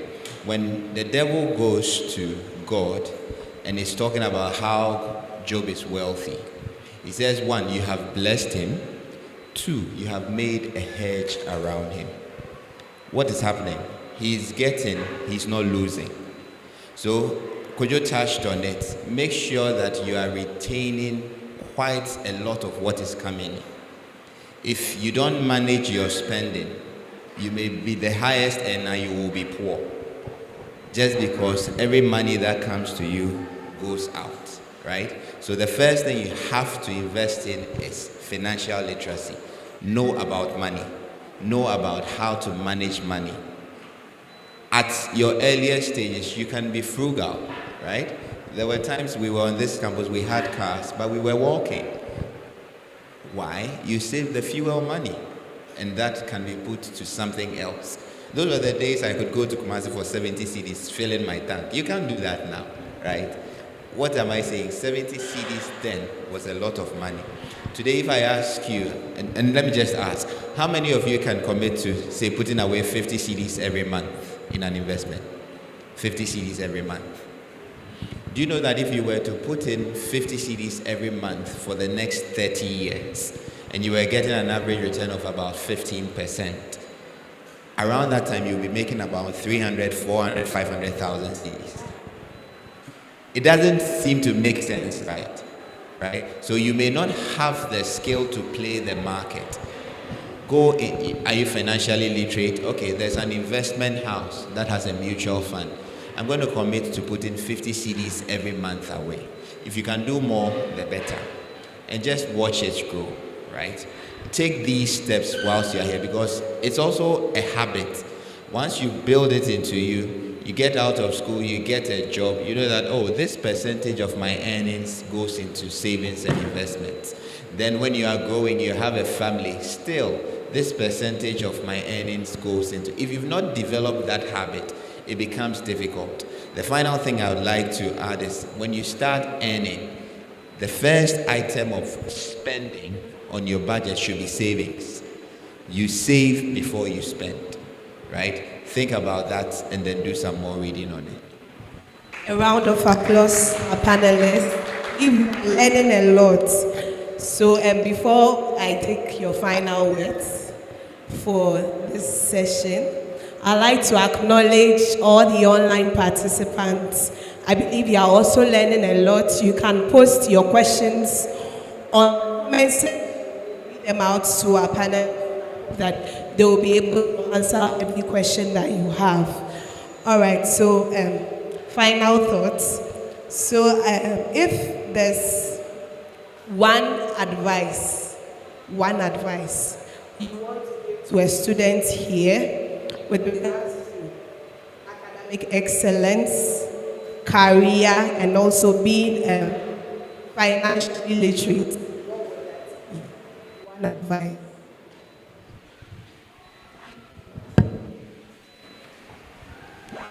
Thank you for the question.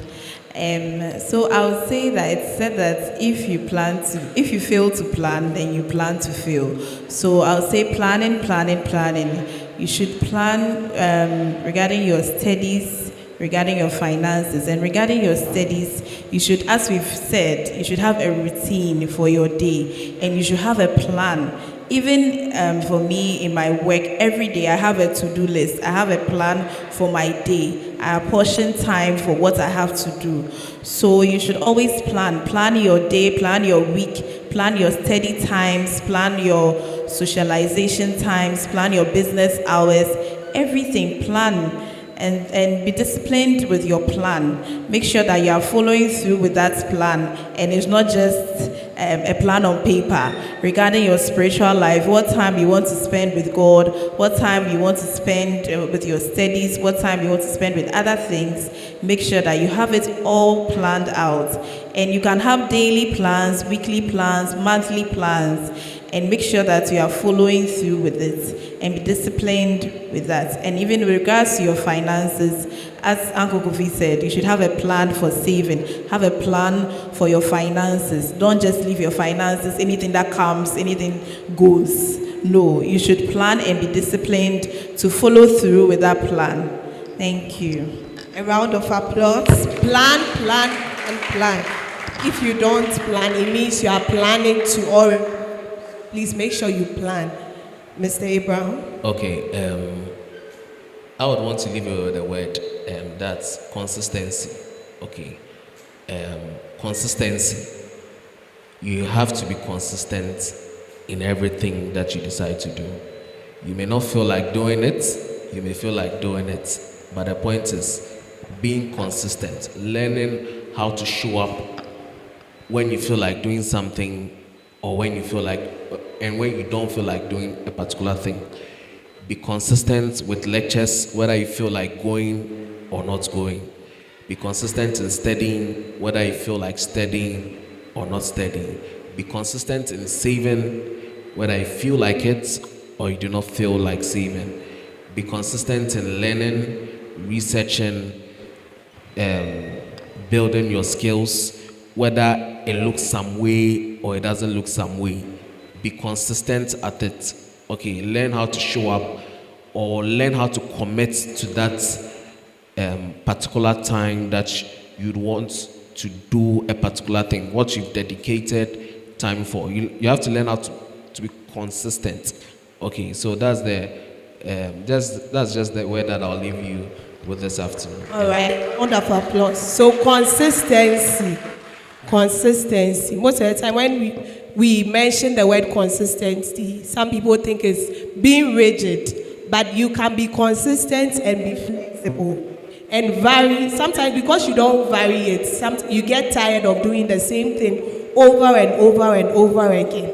So you have to be consistent and flexible so that you can be successful in your academics, in your career, and in your money to get more money. All right, let's hear from Julia. Okay, so what I would give is a scripture. One of my favorite scriptures is Proverbs 22, verse 29. And it says that, seest thou a man diligent in his work, he will stand before kings, and he will not stand before mean men.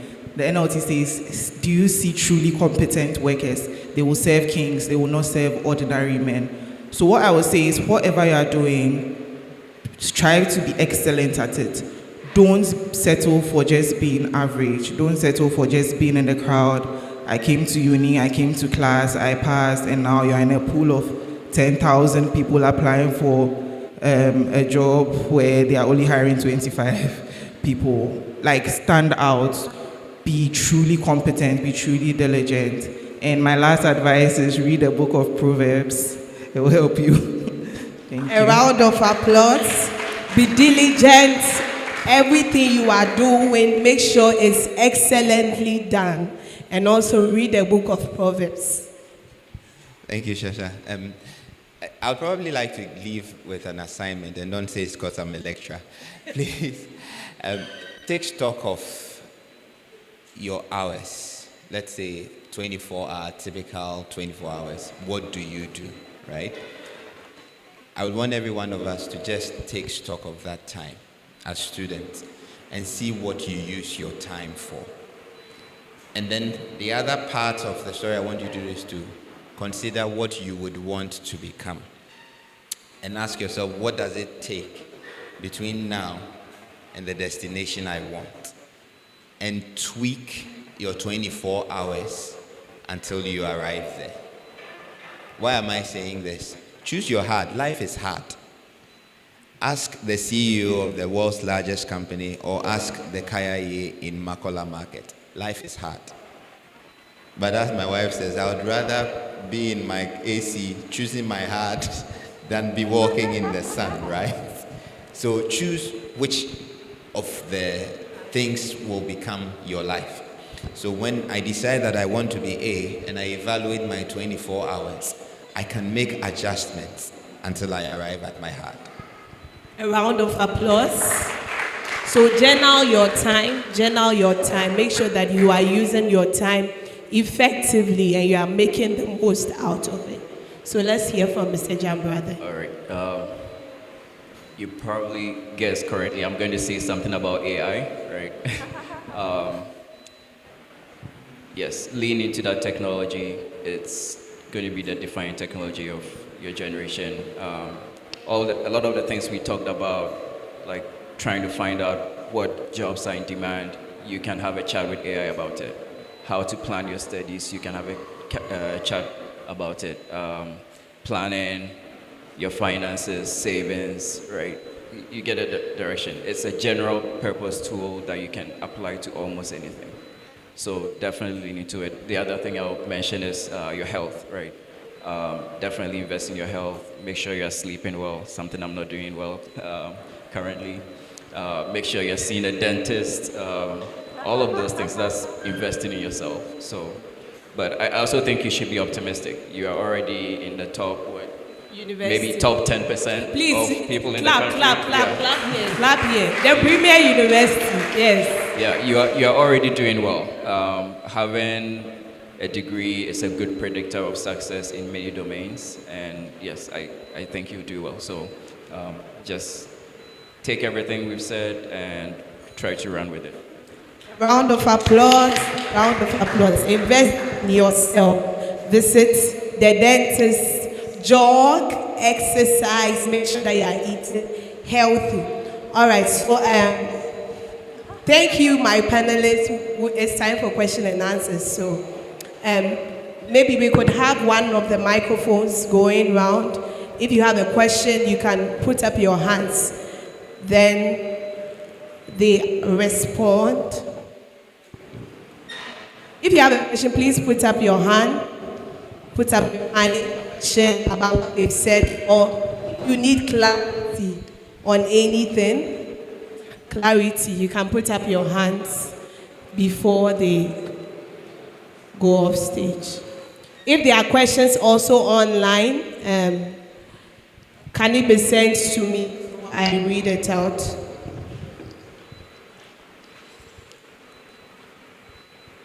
Please, can I go on? Yes, please, please, if you stand so that, if you don't mind. So maybe you can mention your name and maybe the course you are studying and the level before you answer your question. Okay, so my name is Khadija. Khadija. Yes, I'm an English student. So my question goes to the AI. I mean, I'm asking a question related to AI. Mr. Jambra. Yes. Okay. Okay, so my question is, how do you think AI should be used in education, especially in humanities classroom?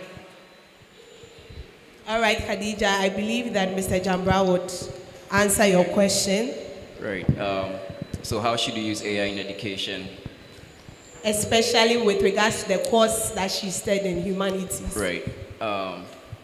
First of all, I think you should see how not to use AI, right? Or how you should not use AI in your education. Do not use it just to produce answers to an assignment you've been given. It can produce things that look like good answers. You always want to check the results, but most of all, you want to make sure you understand the output. So yes, use it as a tool, but do not, especially in learning, do not just use it to answer questions without understanding it and moving on. In terms of how to use it to your benefit, I think you can explore a lot more topics, right? You can learn things outside of your domain. You can, you just have a lot of room. You can use it to explain topics that you may not understand, ask it to be a peer, like ask it to ask you questions, right? Have a Socratic dialogue, like it's all up to your imagination, but yeah, does that answer the question? Yes. Yeah, okay. All right, a round of applause. Any other question? Please, there's a gentleman. Please let me one question. Hey, okay. Please go Okay, ahead. so my question goes to Mrs. yes. So when you started, you made mention that we should look forward to our seniors. I don't know what that. Yes. So what is the best approach to what's the best way to approach your senior? Yeah, as in like you want a knowledge from the person. So what's the best way you should approach the person? That's my question.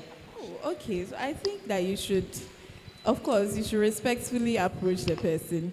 I mean, I'm sure you interact with them in your lecture halls. You see them maybe at programs that you have in school and all of that. So once you identify someone that you feel like this person is excelling in their course or the area of study that you are pursuing, you approach the person respectfully and just introduce yourself. Tell the person that, oh, I'm a level 100 student here or whatever level you are in, and I've started reading this course. I can see that you are excelling in this area. I just want to find out how you went about it.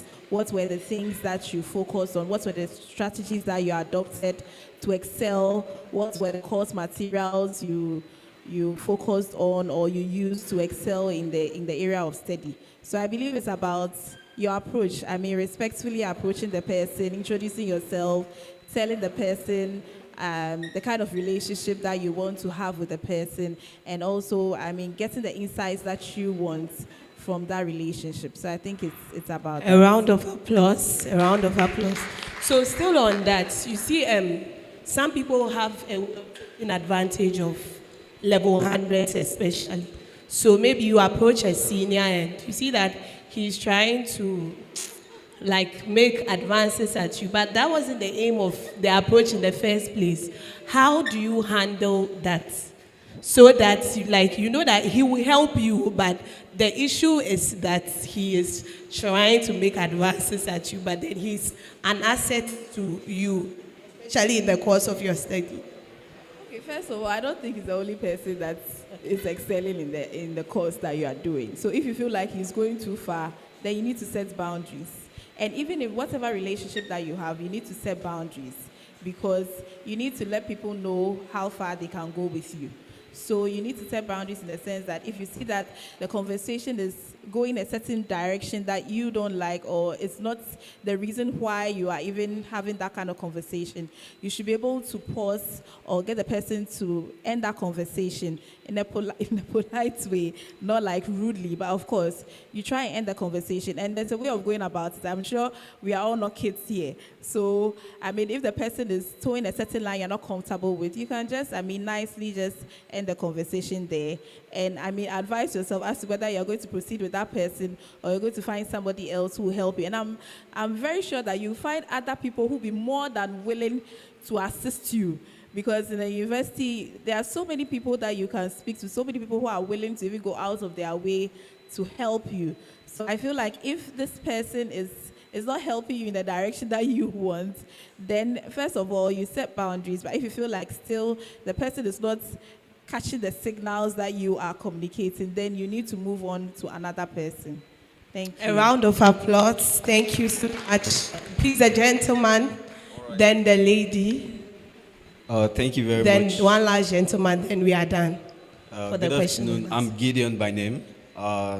You First of- are? Gideon. Gideon. Okay. Yes. I want to say thank you very much for all the wisdom you've actually first passed to us. I just felt like I came out from a therapy right now, and you know, with a lot of wisdom that I've been endowed. My question is in relation to the aspect of AI and one of the aspects, the aspect of AI and sales, real estate consultancy. Mr. Emmanuel Abraham, yeah. So I'm not a student here in the University of Ghana. I'm not a student actually. I stay with some of my brothers that are students. I was cleaning the house and I just saw this fire, and it actually just sparked my interest because I love the air. I'm super interested in the area of, in the field of or career of real estate. Yeah. So first and foremost, my question I want to ask is, with the area of AI, do I need to pay this premium advance payment to get this amazing research, or with just the normal, you know, downloading of the app, I can actually do all this research that would make me advance myself in this career opportunity that I'm looking forward to? That is one. And next question I wrote down, sorry. Okay, so can he attempt the first one whilst you gather your thoughts Hello. for the second question? So, Mr. Jamba. Yes, I think I'll restate the question. I think he's asking, should you pay a premium to use the more, I think, powerful AI tools? And I think you absolutely should. If you are serious about this, and I think you should. I think Google, for example, has a lower cost option, or at least they build in cities, right? And you get functionality that's otherwise not available to others, right? And what is that doing? That is giving you an edge. That is giving you access to things that most people do not have. So almost by definition, you're going to make more progress than other people, right? Particularly with Google, I think ChatGPT and others also have it, something called deep research.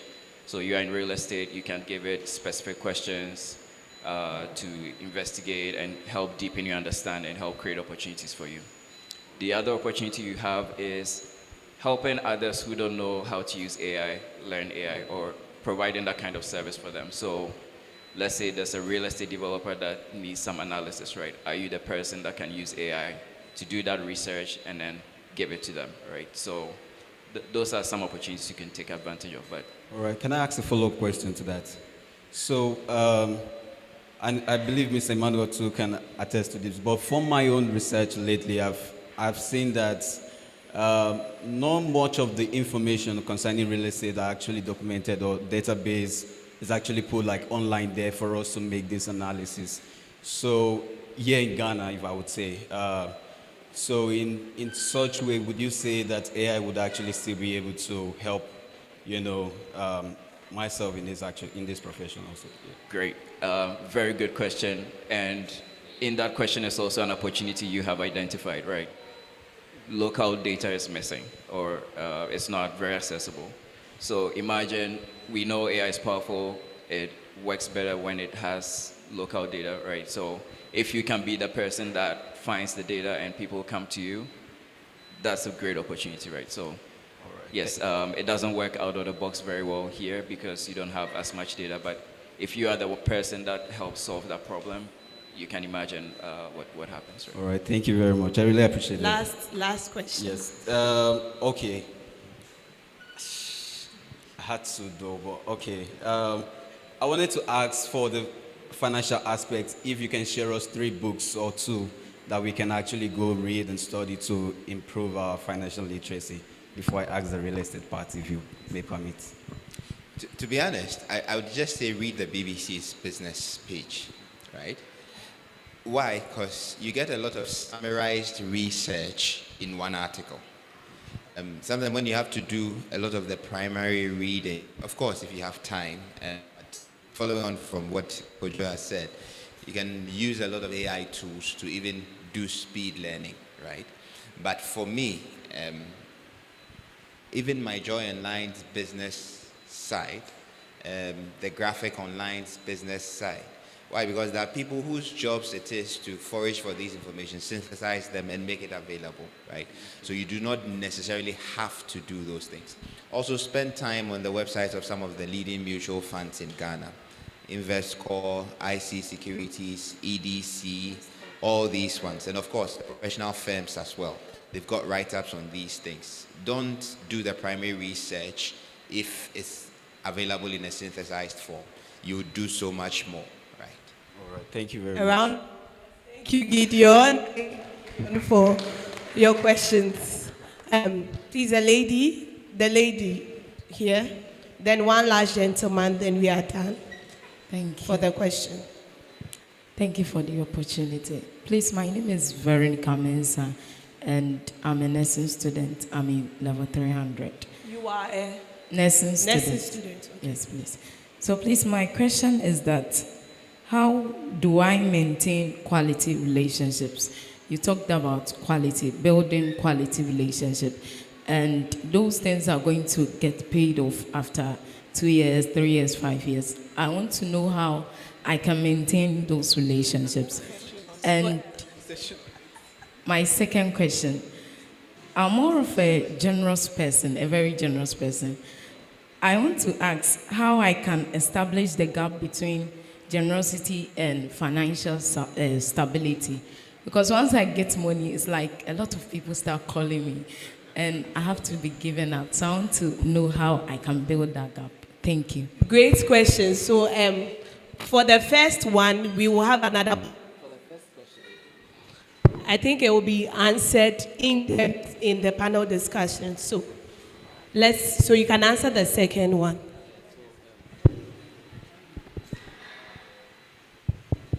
Yeah, so with the first question, in our next session, would really address that one. So I'll be happy if you stay for the second section so that we'll talk about that. And regarding money and being generous, I don't know whether you've come across this term they call black tax.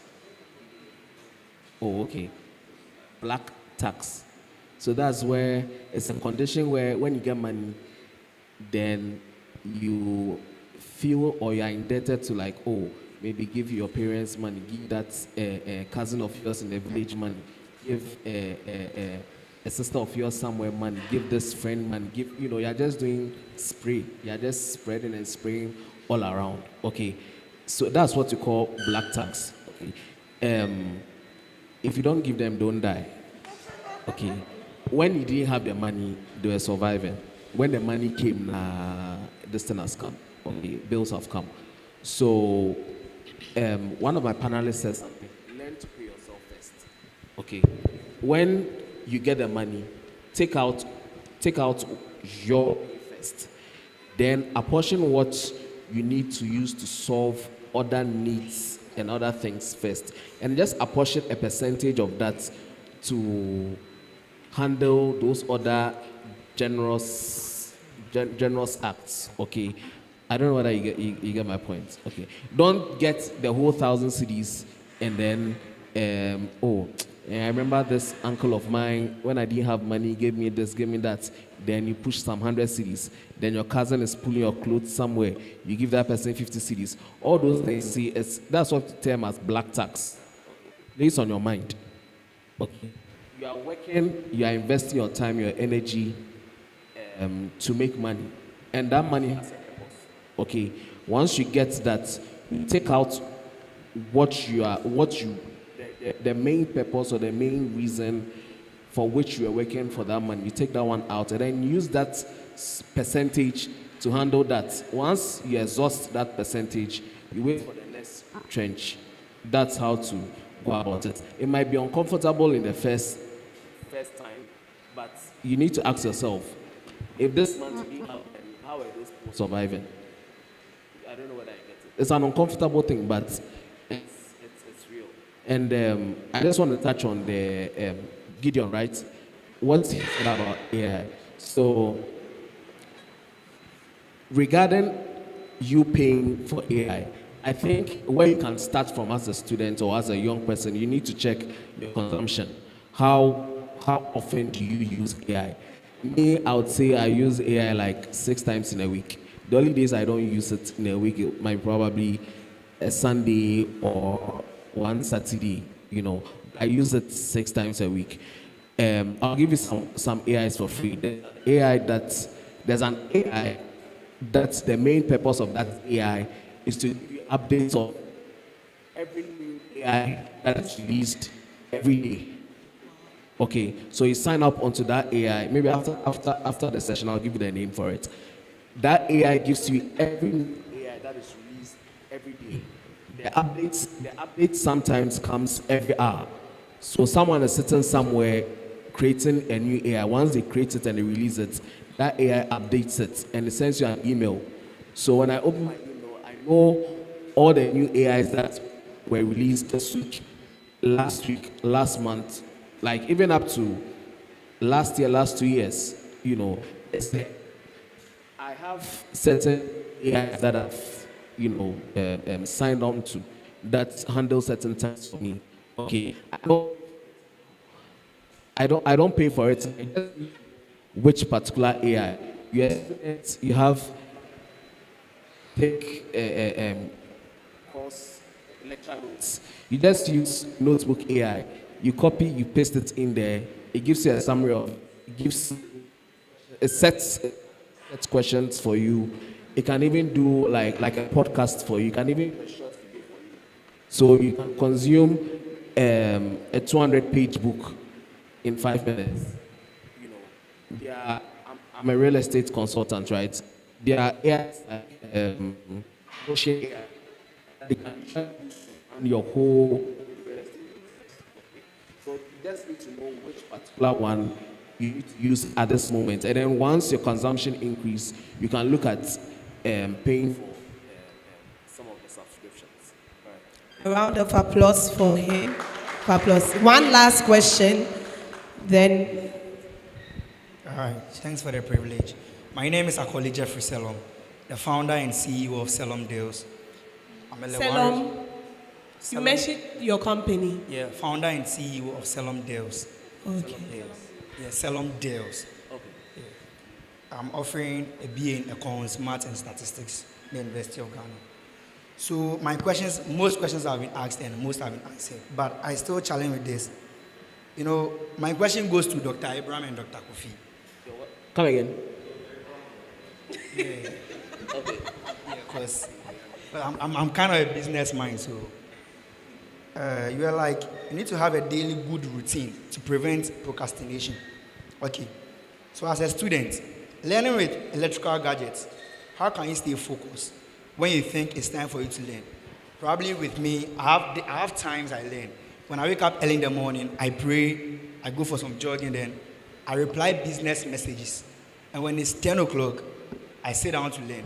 But then here lies the case. I'll be learning, then someone texts me, Charlie, I won't buy iPhone 17 Pro Max. And then looking at iPhone 17 Pro Max, the profits I will make when I make that sale, like abnormal profits. So should I leave that deal and then continue to study at that moment? That's the question I want to throw to you guys. So that very interesting question. A round of applause to him. So Dr. Abraham. Okay, thank you very much. So I think sometimes the thing that usually we face is that people tell you what is this, but they don't tell you how.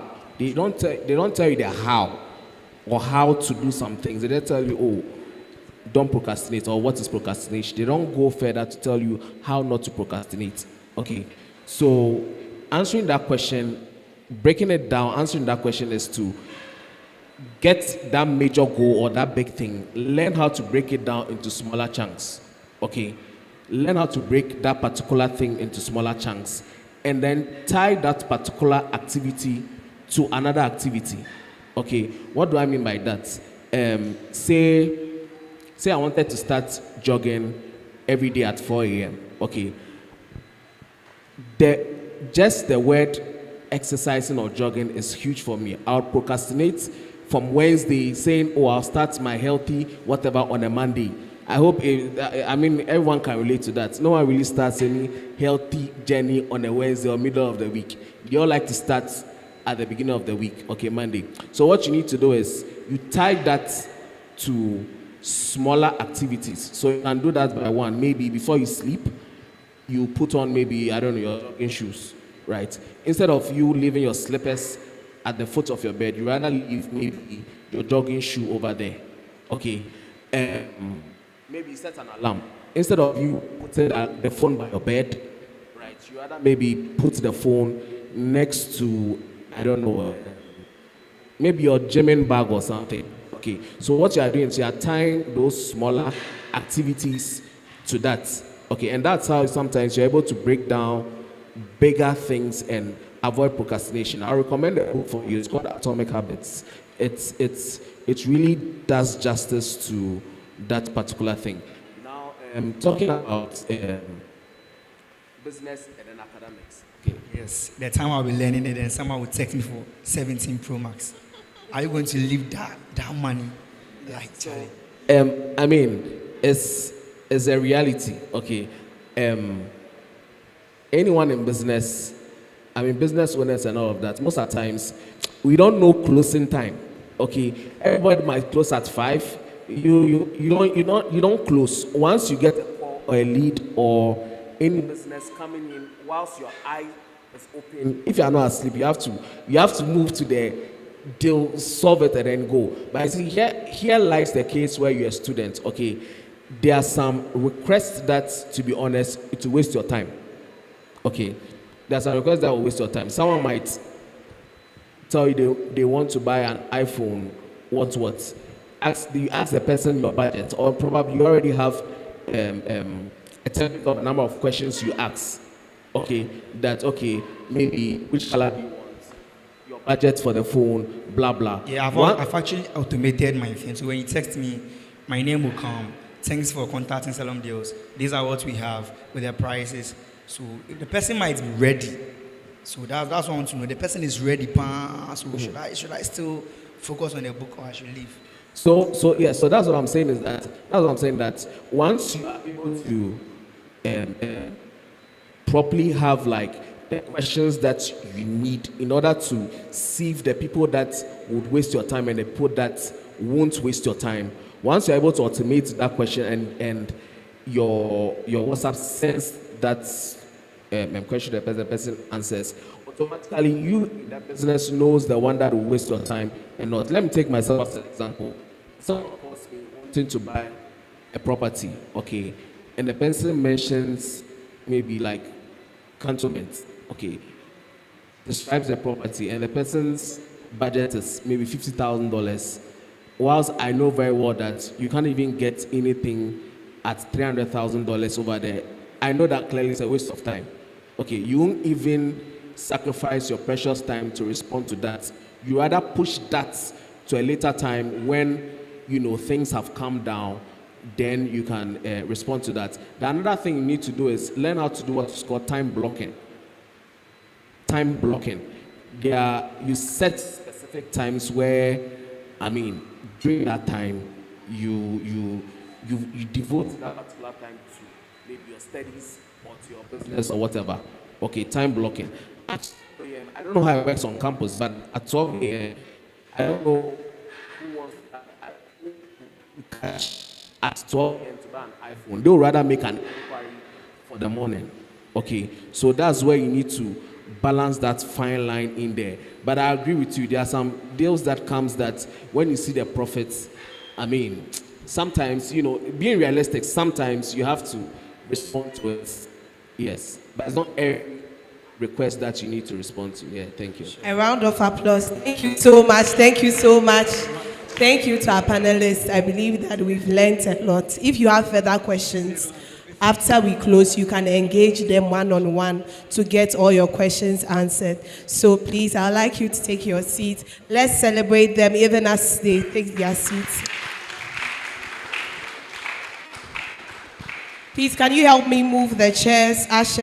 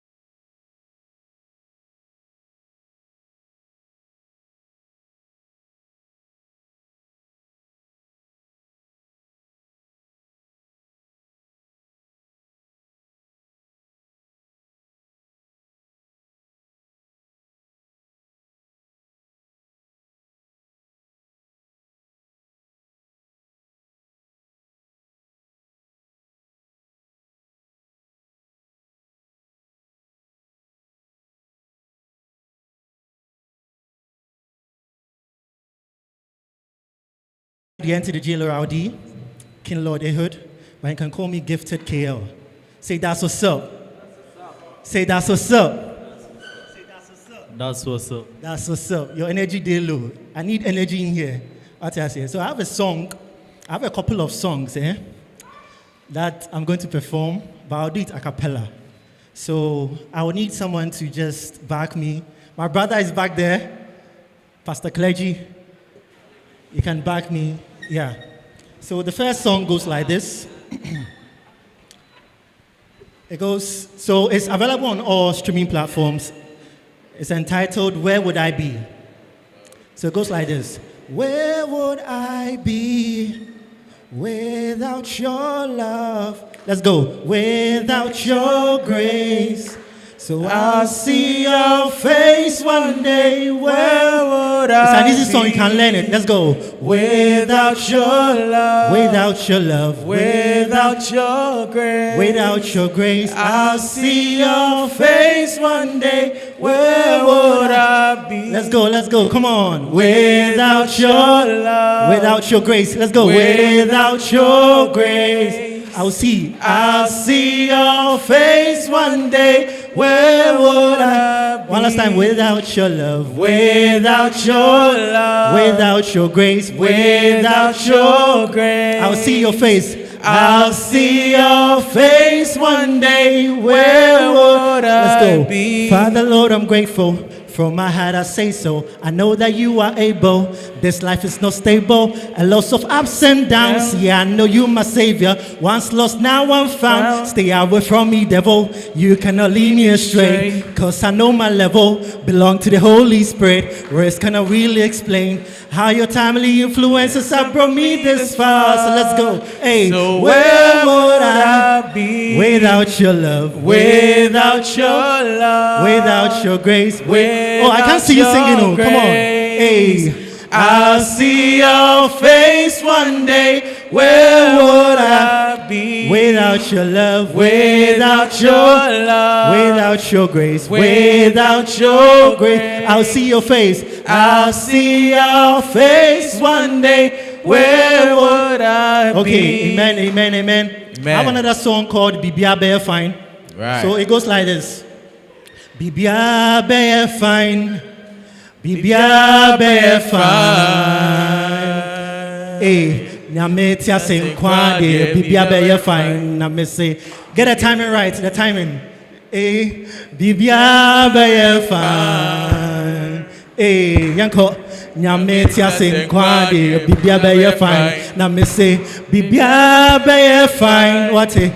Bibia Bear Fine. Nyametia Senkwade yanko Nyametia Senkwade bibia be minim nyamibia machinedi. It doesn't matter what people say. It doesn't matter what may come my way. I know that he will come through. Minim nyamibia misomono. It doesn't matter what people say. It doesn't matter what may come my way. Definitely he will come through. Minim nyame bia me somono. Minim nyame bia machinedi. Chedian pon nyame ye. Some friend na obejeme so. Yanto bibia be fine. I can't see you singing. Bibia be fine. Nyametia Senkwade yanto Nyametia Senkwade bibia be fine. Namese bibia be fine. Bibia be fine. Nyametia Senkwade yanko Nyametia Senkwade bibia be fine. And I have another song. It's called Nyamekaya ho dance yempabo. Then you just so yempabo yempaba. Nyamene yako chemti yempabo yempaba. Me say okaya ho dance yempabo yempaba. Oneme yako chemti mempabo yento yempabo. Yento yempabo. Yampabo, on the mama could yempaba. Me say yampabo,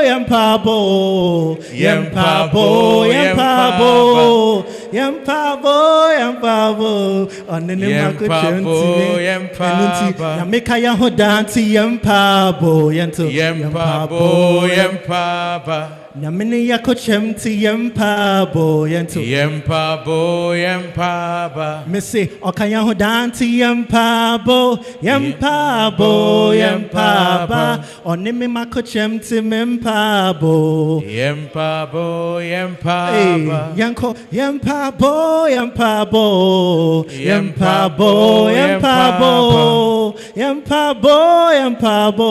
onime mako chemti mempaba yanto Yampabo, you get it? Yampabo. Onim Janiko Bianti Mempaba. So I have one last song. It's a rap song. Wow. So I just want to start so that you get it. It's called Onyamiasem. So it goes like this. Asama became Kobin Kwan Kenyasem. Then so Yasem. But before that, let me just sing the chorus. You understand? Are you ready? We are ready. Are you ready? We are ready. Yeah, the heat's day low. Are you ready? We are ready. Yeah. So let me just start the rap.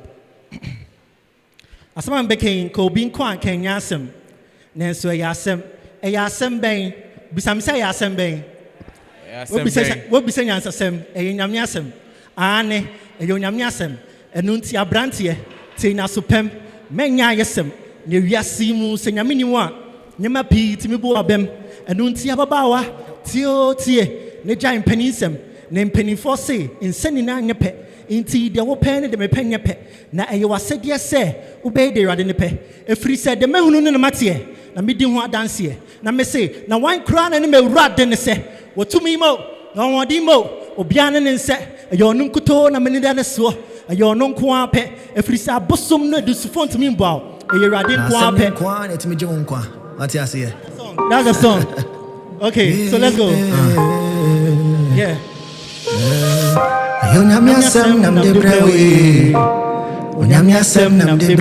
So it's available on all streaming platforms. Yeah. Hey. Yeah.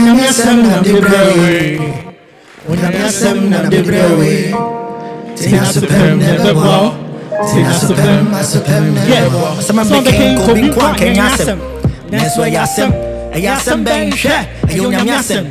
Ane, Yasem. Abrantie, Tina Sopem, Menya Yasem. Yasimu, Senaminua, Nema Pete, Mibobem, Babawa, Tio, the giant penisem, then penny fossy, Senana pet. Indeed, the open and the pen your pet. Now you was said yes, obey the in the pet. If you said the moon in the matter, I mean, you are dancing.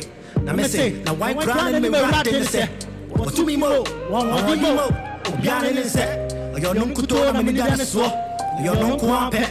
Now, me say, I bought some news to phone to me about a year I didn't quape. If you send me chin, I'm who said, your body and quape.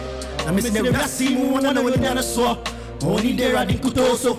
Now, your body and quape. For the battle is not for the weak. That is why it is God you must seek. For your friends may call you a freak, working for God 24/7 in the week. But who do you want to be a freak for? A freak for the devil or a freak for God? Who'll be a freak for God without thinking twice? And that's all. Who'll be a freak for God without thinking twice? And that's all. And that's all. So me real. Abrantie. Then no dash na cheme we. Unim. There be unim. Na min kuto no nim. Na your bag and kwan na mama wo din kunim. It's pink on in manpower. Now, Jim Commodore Costro, or Bessanaba.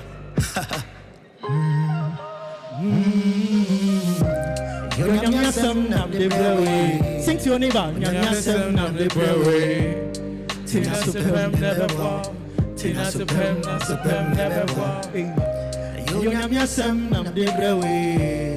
Unyam nam de brewe. Tina Superm never walk. Tina Superm, not Superm. Beboa wo minia nyamia semi beboa wo mini me say tina supem ne beboa tina supem asupem ne beboa. That's what's up. I go by the name KT. A round of applause to Gifted KL. Thank you. Headstart Conference. Oh, you forgot it. Headstart Conference. Headstart Conference. Oh, your mouth is busy, so you can't really say the emphasis to this. Anyway, we have a dance ministration by Holy Nation. They are coming to give us a wonderful, wonderful piece they put up together for us. So with a round of applause, please let's welcome Holy Nation.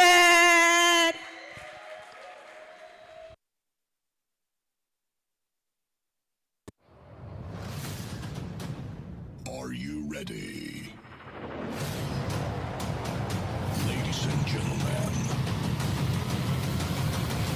please welcome 3, 2, 1.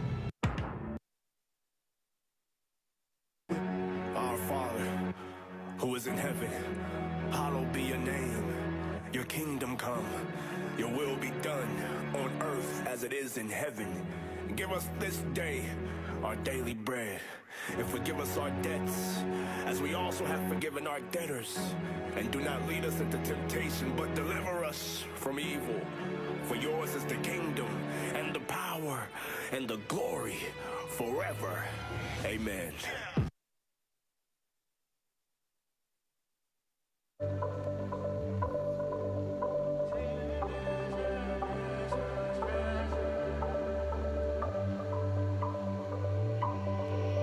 With every step I I take and every move I make.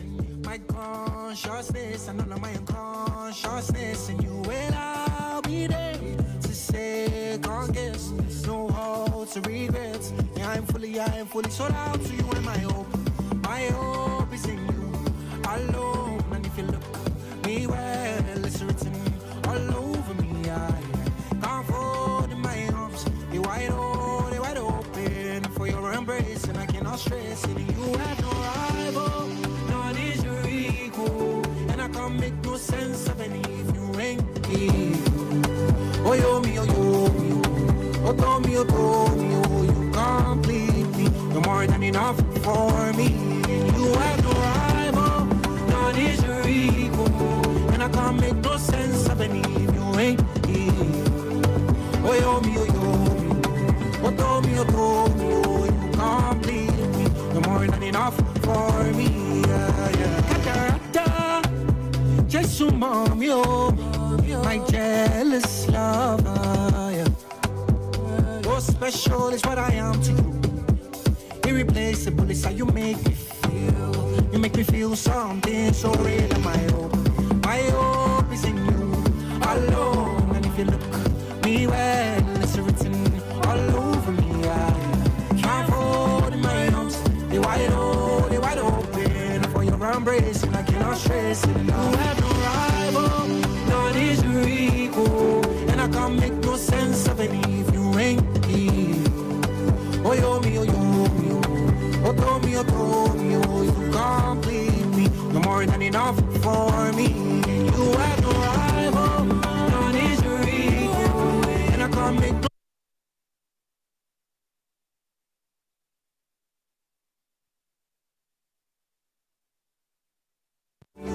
complete me. You're more than enough for me.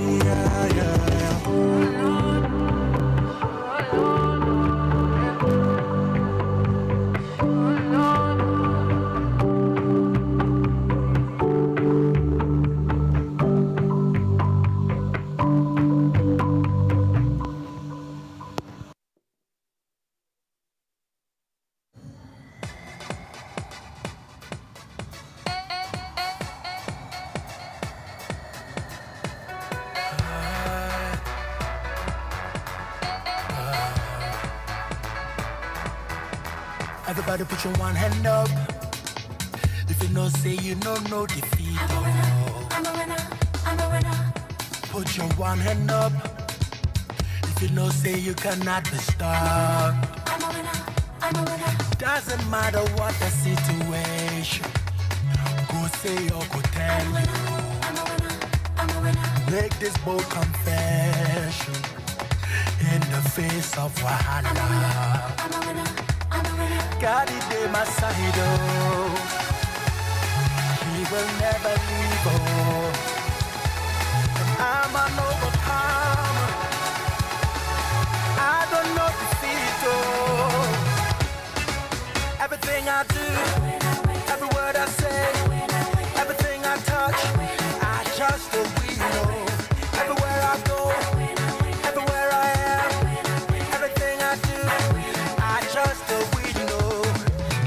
Nothing is impossible with God on my side.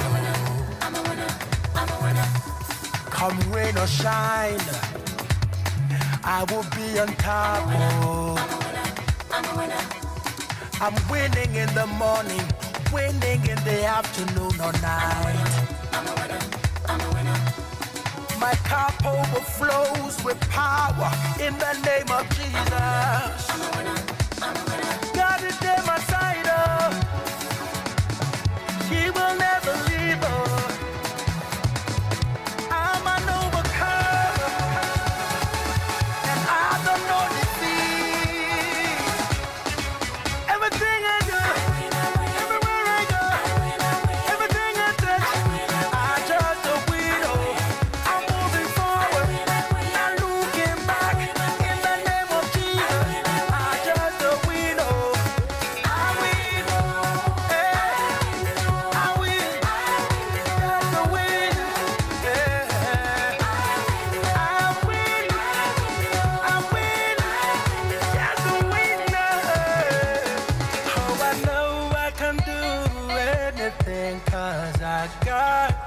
Jesus in me. And I know I am more than a conqueror, 'cause the greater one lives in me. I am the champion. Oh, I am the champion.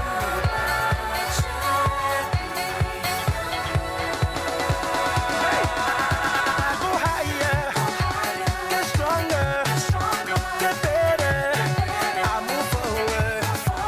Go higher, get stronger, get better. I move forward. Everything I do, everything I say, everywhere I go, there's a winner. I win now. I win now. I win. Oh, everything I do.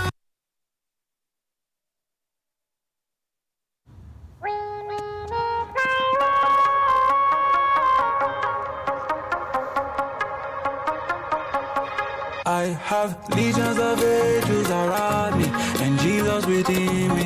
I'm not afraid. Fashion any weapon against me. In the valley of darkness, I will not shake. I will maintain my state. Yeah. Holy Ghost, yeah. Whatever it is, it will work for. Steady, maintain my state. Yeah. Whatever it is, yeah. Cannot bother me anymore. 'Cause winning is my way. My identity, I'm an evidence of grace. Everything is working for my good. In my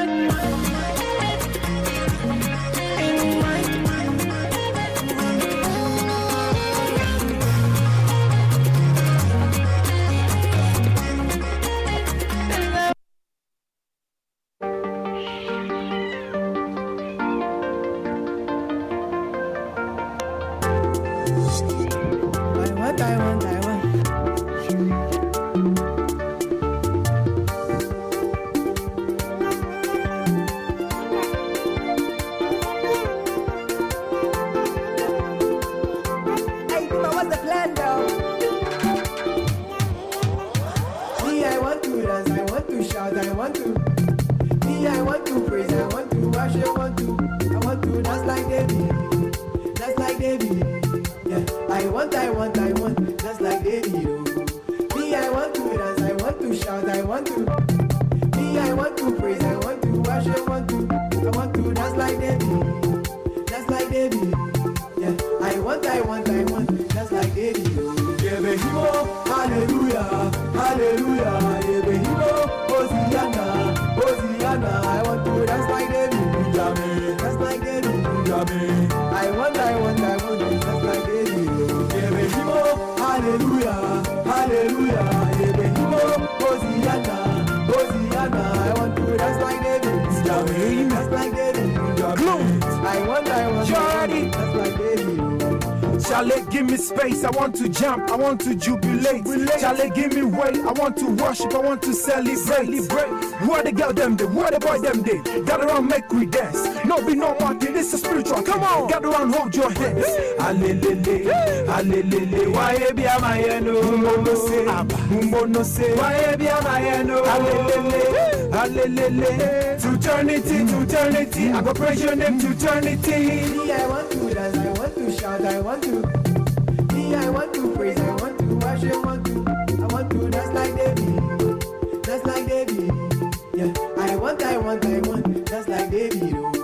Me, I want to dance, I want to shout, I want to. Me, I want to praise, I want to worship, I want to dance like David, dance like David. Yeah.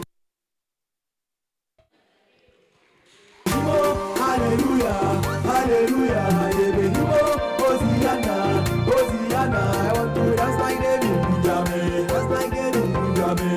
I want, dance like David, yeah, baby, hallelujah, hallelujah, yeah, baby, Hosanna, Hosanna. I want to dance like David, Jamie, dance like David, Jamie. I want, dance like David.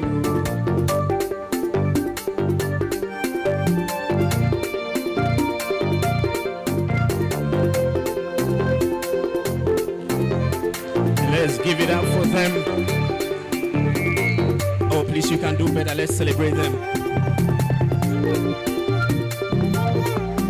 Oh, please, I can't feel the energy.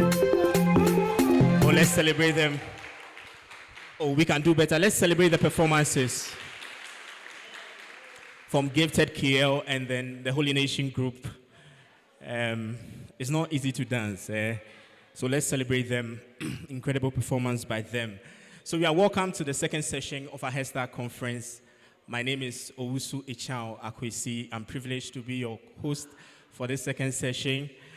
And I want to thank, first of all, I'd like to thank the visionary of this conference in the person of Pastor Philip Baja. Please, let's do it to celebrate him. I understand that he's connected. He may be watching somewhere. Let's celebrate him for putting together this conference and raising many people and giving them the opportunity. And I also want us to celebrate the First Lady of the house, Mama Amy. I understand that she also came. She passed by in the morning and she gave her blessings.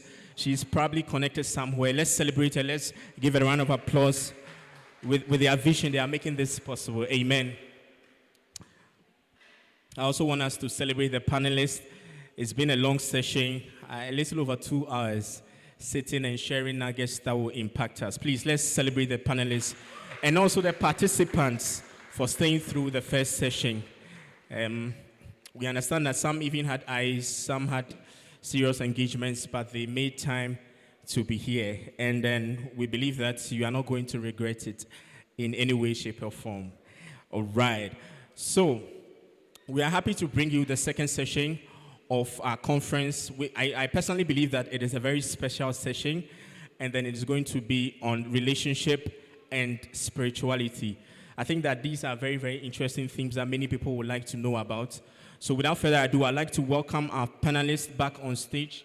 I think the stage is set, and in the people of Mrs. Elder Marilyn Asante-Osei, Benaya Catherine Abraham, Mr. Akio Kofi, and Julia Gadago. Please clap and as we welcome them, please. Please, we can do better.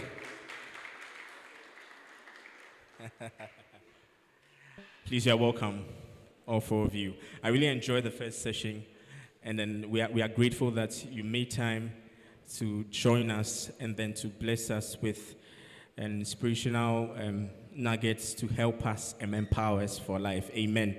So we'll be taking the next session, like I said, on relationship and spirituality, but I think we'll be starting with the spirituality aspect. In Ghana, in our parts of the world, there's a lot of mysticism around spirituality, and then we believe that our panel will be able to help us understand how spirituality is important in the life of a student and then even after life in school. So it's going to be a panel discussion format as the first session was, and so we are going to start with the basis, and then I'm going to throw this first question to the panelists. Anyone can and start off. So first of all, what exactly is spirituality, and how important is spirituality to a student in their campus life and then life after campus? You know, we have the theme of the conference to be empowering students for life. So we believe that even though many of us here are students and we are lodging on campus, this conference is supposed to empower them even after their life on campus. So my question again, what exactly is spirituality in simple terms, and why is it important for students to consider that, and then in their life on campus and then after campus? Mr. Kyoko, I think you have the microphone, and we'll start with you. I thought you would have asked the one who went to tech. They said they are more spiritual than those who went to Lagos. So, it's actually true. I mean, I think in the context of our discussions as Christians, and this is my definition of spirituality. I don't claim to be a sage and all-knower, but for me, I think the goal of it, Jesus says that so that you would hear, "Well done, faithful and good servant," right? So that is our goal as Christians. It is not coming to church. It is not being seen as the one who prays the most. is not being seen as the one who is generous the most, but the one whom, when no one is watching, God can give testimony to. That is my definition of spirituality, because if I truly fear God, then regardless of where I am, it will show, either in public or in private. There's always a great question people ask, that Ghana is such a religious country. Why are we as we are, right? So do we really fear God? Are we really spiritual people? Or do we have a form of godliness and do not really follow the one we say we do follow? So my definition would be who I am when no human eyes can see me, when there is no watcher, when nobody can give an account of me. Do I remember that there is always God and He can always see me? If I can, then every single action of mine and how I live will prove whether I am spiritual or not. Oh, let's give it up for Mr. Kyoko. Very simplified, very practical definition of spirituality. So, please, Mrs. Julia, please, can you also touch on what spirituality is and then how important it is for a student? I think that was a very all-encompassing answer. Okay, so, I mean, in our context as Christians, spirituality is, to me, your relationship with God, ultimately. So, there are different, when we talk about spirituality, there are different things that can fall under that bucket, and that there are different religions that people practice. But again, as Christians, for me, it's my relationship with God, which I've gotten because of what Jesus Christ did for me. So because I've put my faith in Jesus Christ, I'm able to have a relationship with God. And as a person, that influences every aspect of my life. So it influences the kind of relationships that I form. It influences how I work. It influences how I serve, how I relate to people. So for me, spirituality is having a relationship with God and then allowing that relationship to inform the way I live my life. All right, let's celebrate her for such a definition. So having a relationship with God and then making sure that that relationship influences how she lives her life. All right, so in that case, this question is to, I think I'm throwing it to Marilyn Asante-Osei. So in that case, how do students ensure that the demands of their academics doesn't overshadow their relationship with God? Because, obviously, some students, of course, have different capacities. Some need more time to process. Some courses are a bit more demanding. And so if they are balancing that with spirituality, in this case, their relationship with God, how do they make sure that the demands and the ambitions of the academics does not overshadow their relationship with God? Okay, thank you for the question. So I believe that, as has been said, our relationship with God is everything evolves around our relationship with God, and so our relationship with God is very important in the scheme of things. So I would say that in balancing your work in the house of God, or your ministry work, or your relationship and your academics, it boils down to planning. I would say that when I was in law school is very, very demanding, but I was also very active in the things of God. I had meetings from Monday to Sunday. I was very, very active in the things of God.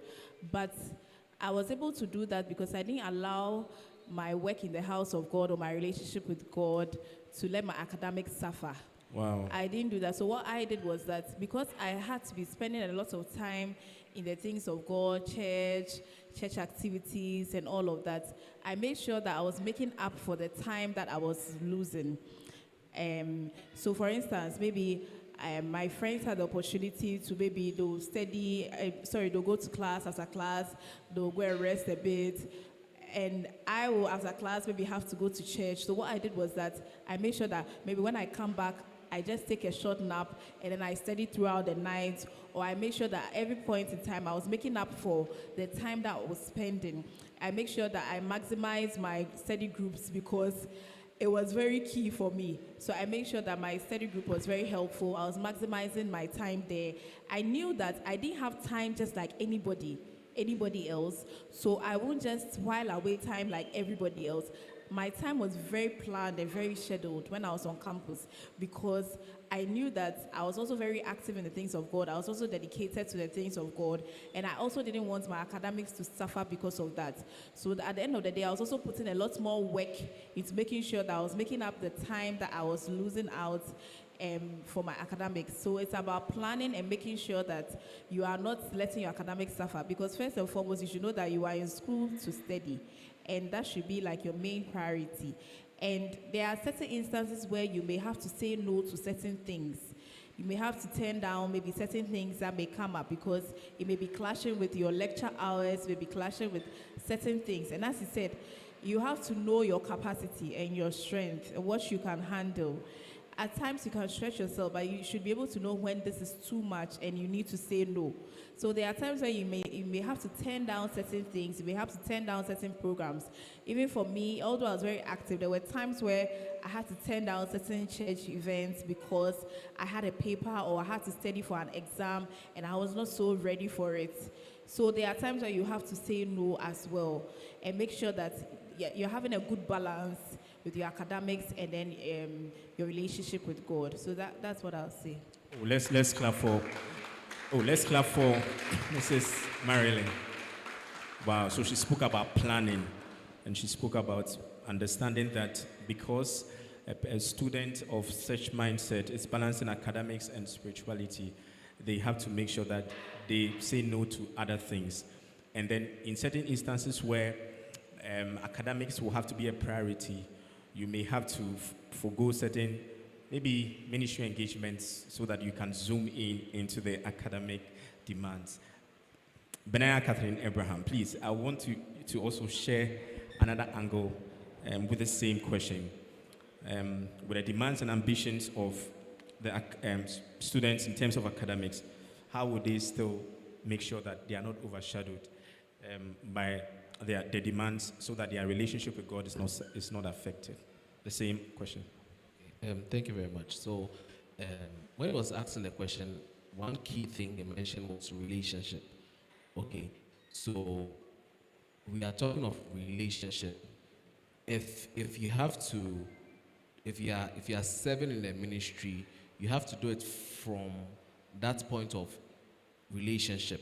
You see, and relationship has what's in common, love in common. Okay, so if you are serving God from that point of love and from that point of relationship, right, things intend to flow smoothly with you. Okay, now other thing too is that because you are giving your eyes into the service, into serving in the ministry, I believe that God would also compensate you when it comes to your academics. Okay, so you have instance, I can even use myself as an example. Okay, it's a risky one, but it worked for me.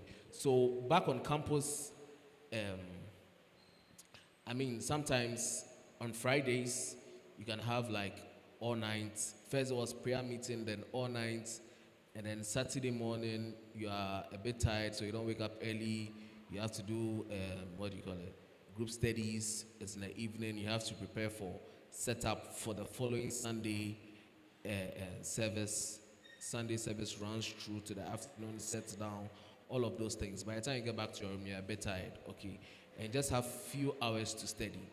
So sometimes this is what I did. It's risky, it doesn't work for everyone. But at times when I don't have a lot of time, when I'm studying, it's a simple prayer. I just tell God that, God, this example, this test that I'm coming to write, if you know that this question won't come or this part won't come, don't let me study it. And to be honest, in my 4-year period, it worked for me. I mean, there could be times I had very small time to study, very small hours to study. I just pray. When I'm studying and I'm struggling with a particular page or a particular topic, and I start feeling sleepy or it's not going, oh, I'm telling you, I'll go to the exam, so it won't come. The part that I study is the part that comes. That was an advantage. That's what I'm saying. It's risky, and it was also by my faith. Okay, but I mean, you can also tap into it, you know. And the other thing too that I also want to mention is that one of the main reasons you are in school is to also learn. Okay, your academics is one of the most important things, and the reason for being here. Okay, so I mean sometimes you need to see the balance. Okay, I don't expect you to maybe go for like a crusade or something outside, maybe in the morning around 10 a.m. whilst you have lectures. Okay, it's clashing, it's conflicting. Yes, on campus we had people that did that, but I mean that percentage is just small. Okay, but I think you need to see how to balance your academics and spirituality, and learn how to do it from a place of love, serving God from a place of love. Once you do that, you don't get, let me say, you don't get burnout, or you don't feel like the academics is rather weighing you down. Because if you look at it in the other way around, yes, you're in church or you went for an all night, you know, in the evening, 6 hours, 9 hours, you know, but I mean that there's this other person that also went, you know, to party or went to club for that same 9 hours. Okay, the person is not blaming the club on his academics, but how is it that you are blaming your ministry or your service, you know, to God? You understand what I'm saying? Yeah. So thank you very much. Oh, let's give Benaiah Catherine Abraham. All right, so he made us understand that in order that our academic ambitions are not overshadowed, doesn't overshadow, sorry, our relationship with God. We have to view our relationship with God from a point of love, you know, and then because it is a relationship thing. And then in that love and with the faith, God can make some provisions when you are probably tied with some academic endeavors. So we have learned that, and we are definitely going to apply it. So there are some people that they are keen about serving in the ministry. They are excited about the things of God. They love the Lord. But, you know, they experience something we call burnout, especially when there is pressure coming in from the academic journey. So for a student like that, what should the person do? You know, some of the students don't even focus only on their academic responsibilities, and they want to serve God. So when there's pressure coming from the demands of the academics, how do they manage it when they want to serve in the ministry so that they don't burn out? So I'll start with Mr. Akioko. Right. Okay. Jesus tells the story of a king going away, and it's clear he doesn't give every single person the same thing. And yet, when he comes back, both the one who had 5 talents and had doubled it, and the one who had 2 talents and had doubled it, receive the same commendation. Well done, faithful servant, right?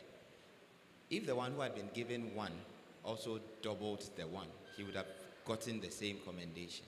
Yeah. What am I saying? Capacities vary, right?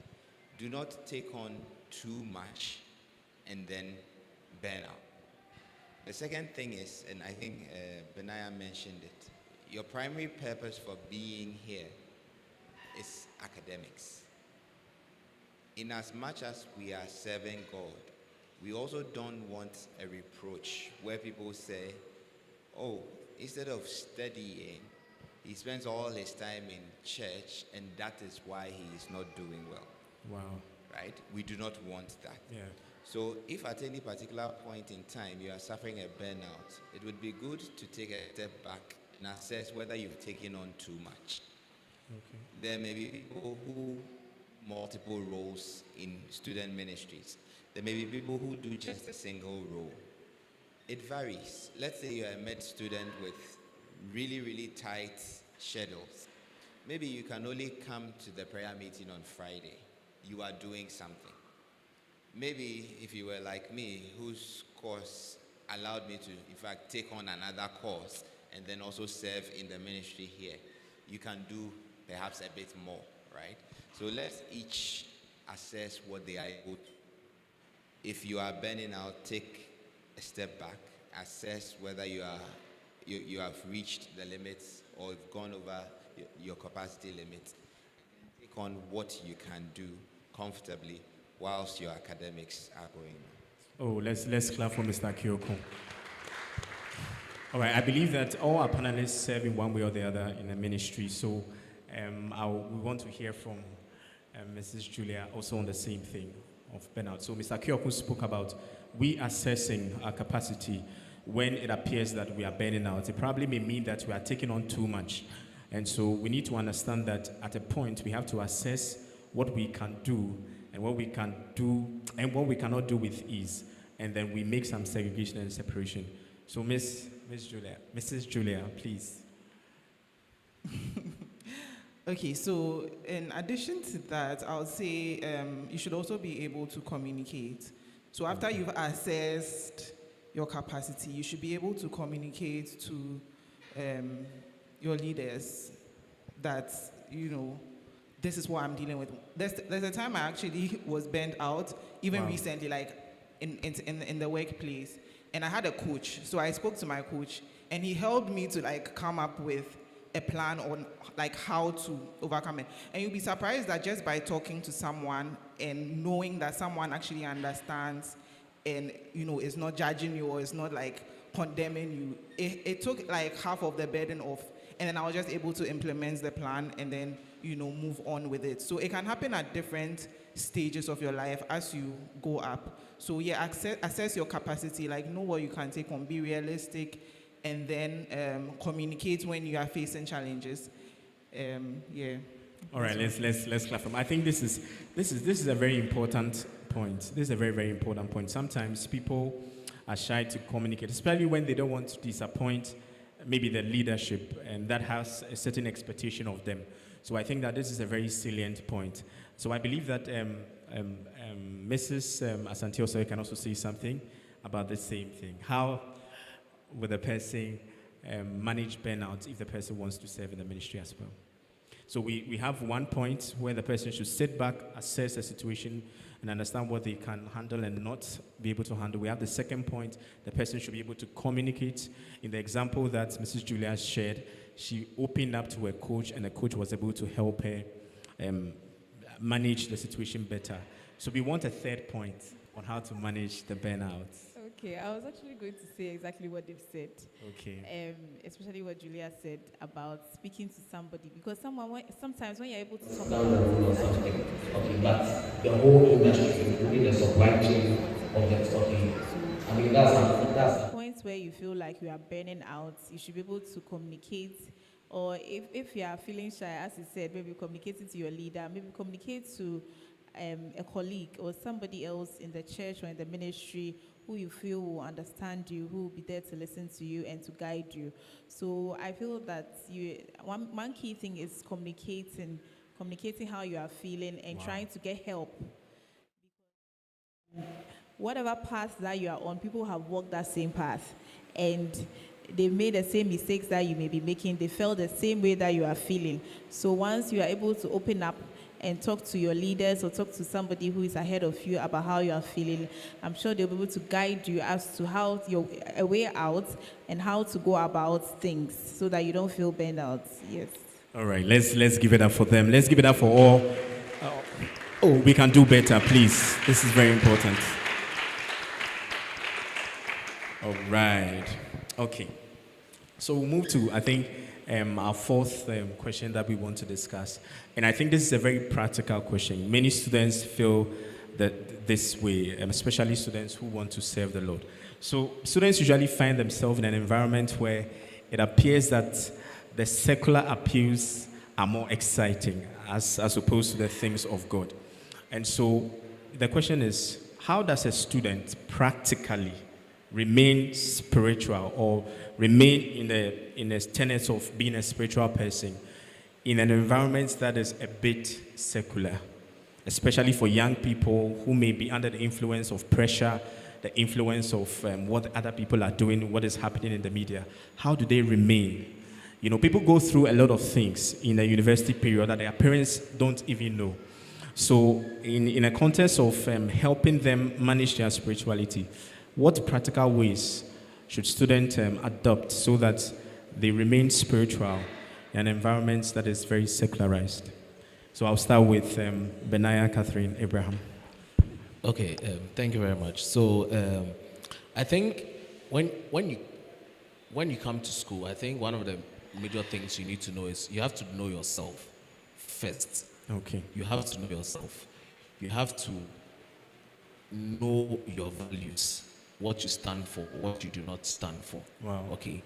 I believe even that one doesn't necessarily have too much to do with spirituality or not, but you need to know yourself. As for me, this is my value. I do this, I do not do that.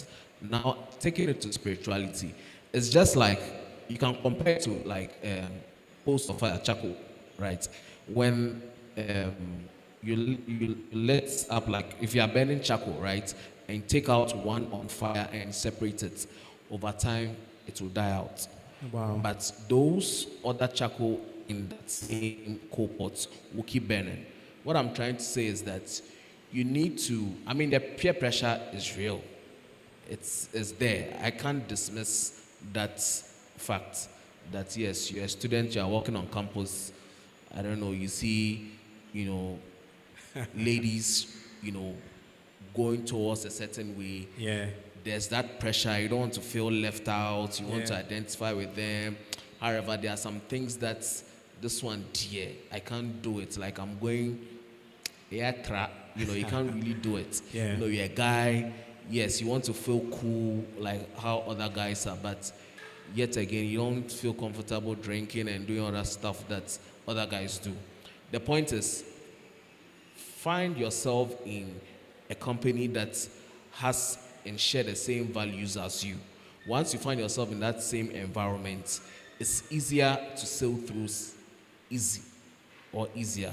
Okay, so I don't know, you can have you can have 5 friends, right? You guys share the same values and all of that. When you're in school and you find yourself within that company, or you find yourself within a society like a church or a voluntary group that has the same, correct values, it's easier to remain like pure and sound and straight in an environment where there's a lot of peer pressure. All right, thank you. All right, let's clap for him. Let's clap for Benaiah. I think this is very, very practical. This is very practical. Mrs. Julia, please, I want you to touch on this. What practical ways, maybe you can speak to our females, what practical ways will they stay spiritual? So the Bible tells us that bad company corrupts good morals. So your company is so critical. You need to audit the people who have access to your life. You can't give everybody access to you. I'll share a bit of my own experience when I went to university. So when I went to the university, freedom, first year, I was all over the place. I was partying, I joined a dance club, like always going everywhere. I mean, not really doing the things of God. But I mean, I came to know the Lord after my first year, and then everything changed. I realized that the friends that I was with, they were not going to help me. Unfortunately, I had become roommates with one of them, and the parties were being hosted in the house. Wow. So now I had to change my whole set. I had to join like a fellowship on campus. So the kind of places that I even went completely changed. But then after that, I realized I couldn't be even roommates with this person anymore because they are bringing the party to the house. So even if I won't go out on myself, like it's in the house. So be very practical. I like what you said. Be practical. Like audit your life. Choose roommates who are, like-minded. So if you want to go spiritually, choose other roommates who have that same goal as you.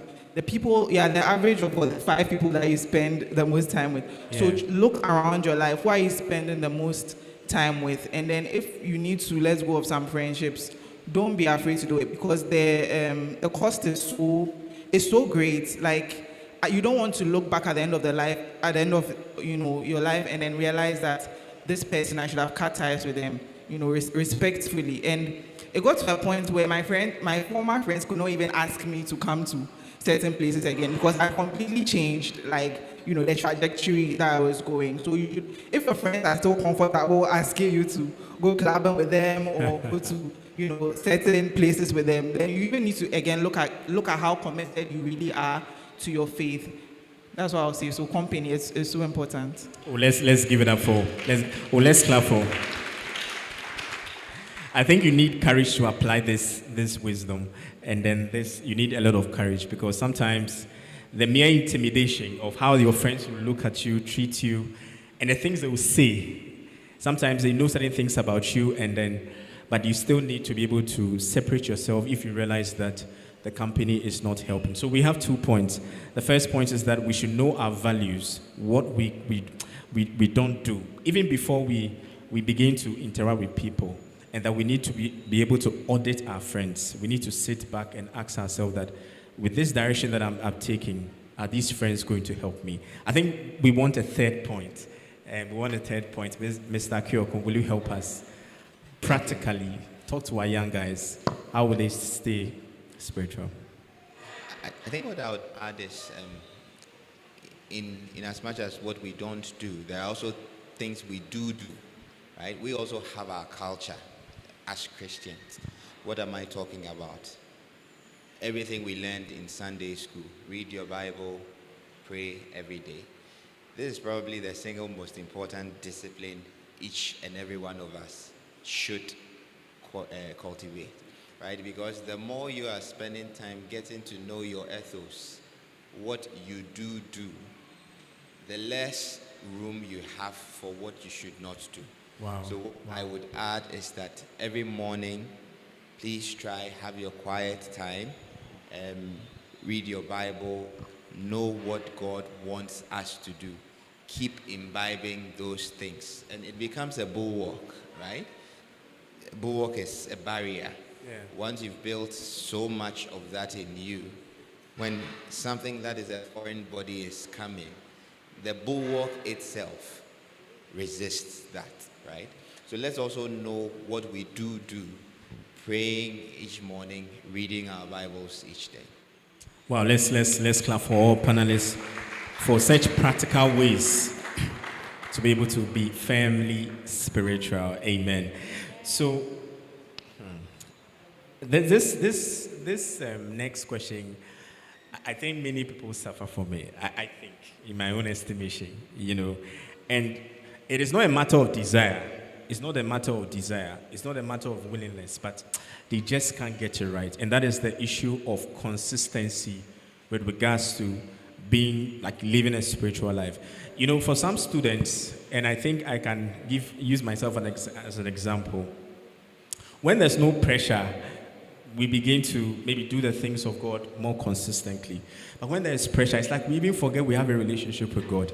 Like when we wake up, our mind is already moving quickly. We can't settle down. So I believe a lot of people struggle with consistency. So I want to ask all panelists to address this. How does a student stay consistent in the journey of being spiritual in a time where the person is a student? That consistency part. And we want to appreciate practical steps where if the person applies it, the person begins to be consistent. So I'll start with Mrs. Marilyn Asante-Osei. Okay. How do I stay consistent? Thank you for the question. So as we discussed earlier, you need to set a routine. You need to set a routine, and you need to be realistic. Because looking at your schedule, maybe there are some people that have classes at 7 a.m., and you wake up, all you're thinking about is maybe the class, you have an IA, and if you don't take care, you may just miss out on your time with God. Exactly. So in terms of being consistent, you can set a routine in the sense that you make up your mind that, you're waking up at 5, from 5 to 5:15, you are reading your Bible and praying. Or even if you don't wake up at 5, you are making it a point that no matter the time you wake up, the first 10 minutes, you are dedicating it to praying and reading your word, reading the word of God. So once you have this realistic target, it helps you.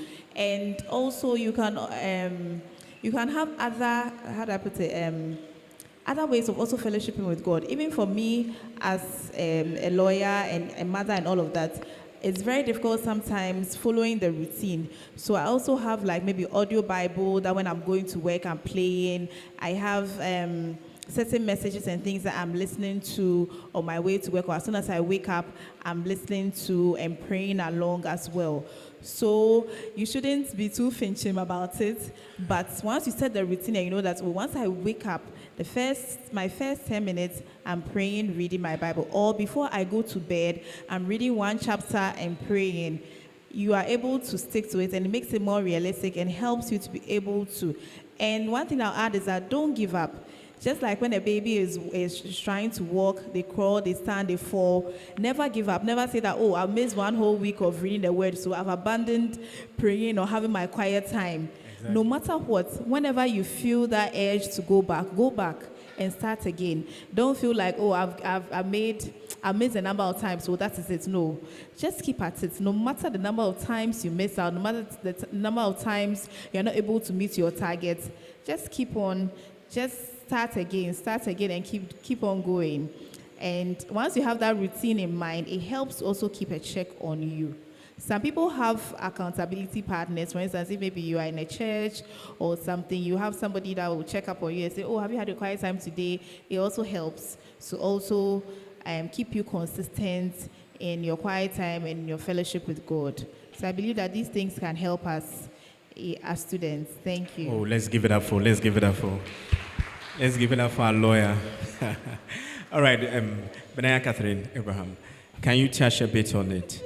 How do we become consistent? Okay, thank you very much. So this is it. I think when it comes to spirituality, first of all, you need to decide that I want to be spiritual. I want to build my spiritual walk with God. It starts from the decision. Okay, once you make that decision or you vow that as for this semester, I want to build or have a healthy relationship with God. It starts from there. Now, the second thing is that I feel that sometimes students, or sometimes as human beings, we listen to so many people. You see, some people can be there, they'll give you a lot of pressure. You'll be talking to, one spiritual brother and he tell you that I tarried in the fourth heavens for 6 hours. Very true. And very true. I was caught up in the fourth heavens and I was seeing things that, you are listening to these people. And if someone is telling you that he was caught up in the fourth heavens and he had this trance and visions and all of that, I mean, let's be honest, you are now starting. You don't know how to even be caught up in that fourth heaven. And we are not talking of 2-hour, 3-hour prayer kind of thing. The people are tiring. And you see, you are talking to someone who has built that habit. Okay, the person doesn't start and then he started, he can sit down and then read 4 chapters in a day. Do you know how many minutes it takes to read 4 chapters? It's a lot. It's not a lot, but it's a lot. Okay. So, for someone who is starting, first, you deciding. Secondly, I made mention of this point, is the consistency. Decide that, Monday to Friday or Monday to Saturday, I want to just give 10 minutes. You want to start with 10 minutes. 10 minutes of your time every morning. For the start, don't give yourself pressure that you want to compete with that brother or that person that came to talk plenty or that guy who was preaching by the roadside. No. You don't want to start like that, else you fail. Okay, you start small, 10 minutes. In the first week, you're just doing 10 minutes every day. Second week, you push it up to 12 minutes or 15 minutes. You push it up just like that. So you build that routine that turns into a habit. Then now, automatically, it's like your neurons and everything is conformed to that. So when you wake up at a certain time, you are doing this. You can compare it to someone who, a footballer or someone who goes to the gym. When he wakes up in the morning, he's done that over a long period of time that he knows that when he wakes up, he's going for jogging. There's no resistance like that. That's how it is. Okay, you start that habit small. 10 minutes every time, 10 minutes every time. This day and age, we are very fortunate that we have certain devices, certain apps that helps us. You have your phone, you have your alarm. You can set your alarm. I quite remember there was a period in time that I wanted to really, be build my relationship with God and pray and all of that. Yeah. You have alarms that you can set and name the alarms. You can have one at, let's say, 3 a.m. or 4 a.m. and then you name it, hey, my destiny, something like that. So if your alarm is ringing and what you've written about, how you've named your alarm is like, hey, my destiny. Looking at that one alone will cause you to wake up and pray. Exactly. You understand? I'm just trying to help you see certain practical ways by which you can do that and go beyond that limitation. Yeah. All right, thank you. Yeah. Oh, thank you so much. Please let's. Our panelists they are really blessing us. Oh, let's give it up for them. Let's really give it up for them. Very practical ways to be consistent.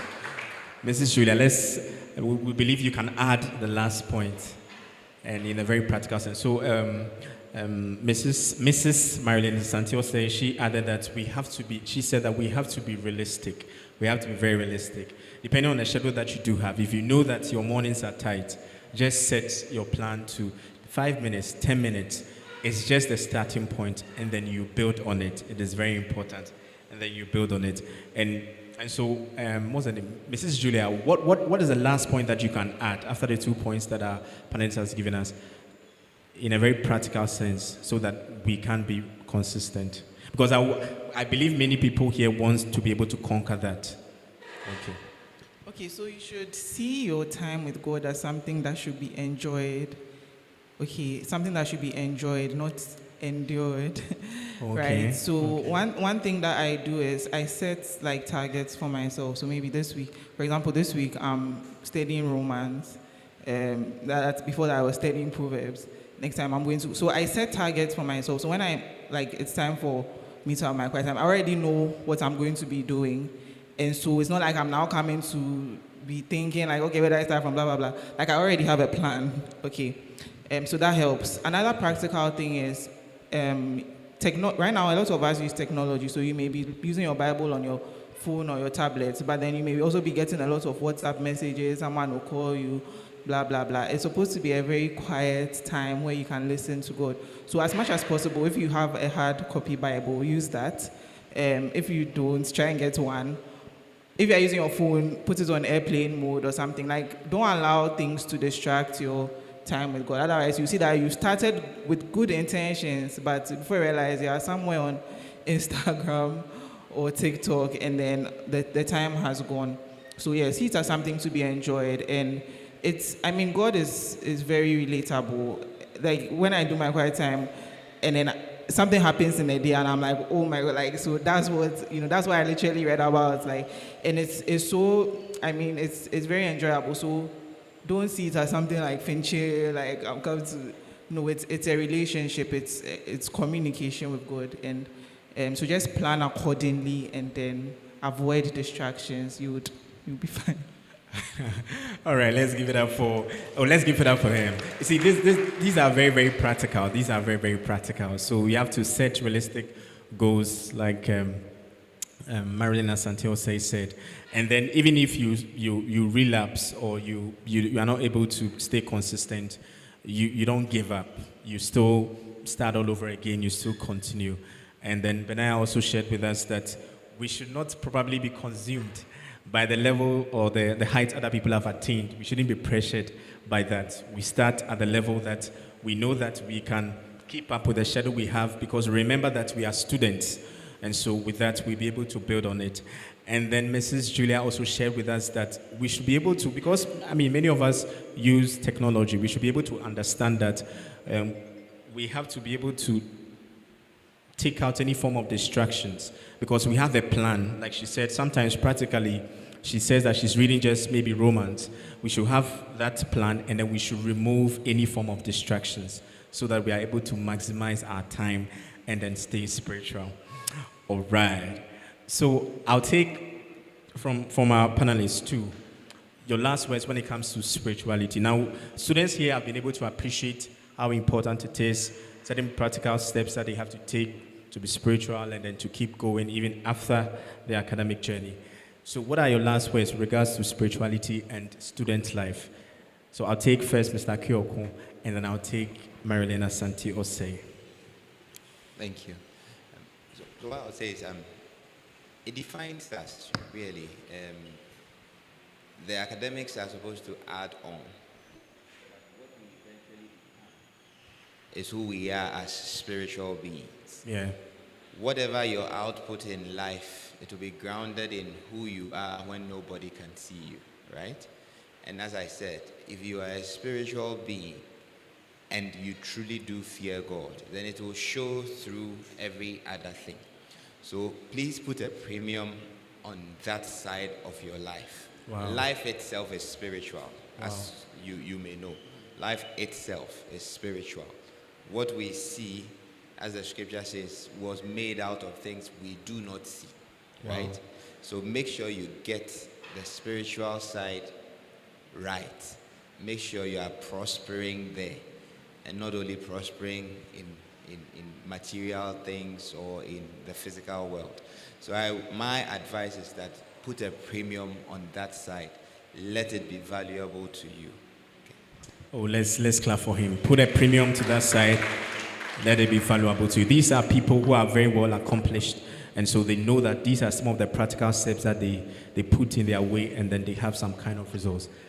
Mrs. Marilyn Asante Osei, your last word. I was actually going to say the same thing, that life is spiritual. Whatever we are seeing, whatever is happening around you is a reflection of what's happening in the spiritual atmosphere. And so we shouldn't take lightly the things of God, our relationship with God. And even with regards to our studies, the God factor is very important. Pray before you study, pray while you are studying, pray after you study. Because it's the Holy Spirit that will guide you, will lead you, even in your studies and in your daily activities here on campus. So I would say that really prioritize your relationship with God, because everything evolves around that. Thank you. Oh, thank you so much. Please, let's give it up for them. Let's give it up for them. So we've gracefully brought our session on spirituality to an end, and then I'm going to give an opportunity to two people, because of we are cognizant with time. So 2 people to ask any question. If there's anything that the speaker said that they were not too clear, you ask questions, and then they are able to address it. So if our ushers can help us with microphones, we have people that want to ask questions on spirituality. So I see a gentleman in a yellow Lacoste t-shirt, and on my right, and another one with a hat. If we can have the questions. So another lady has her hands raised. So questions strictly on spirituality, please, quickly.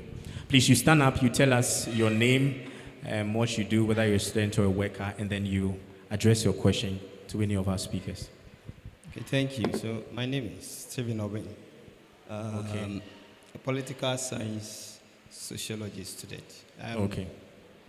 My question is simple. In the initial stages, they mentioned about feeling burnout. Okay. And so, in the first place, at what point, or how do you even know that what is happening to you, you are getting a burnout? Thank you. All right, thank you so much.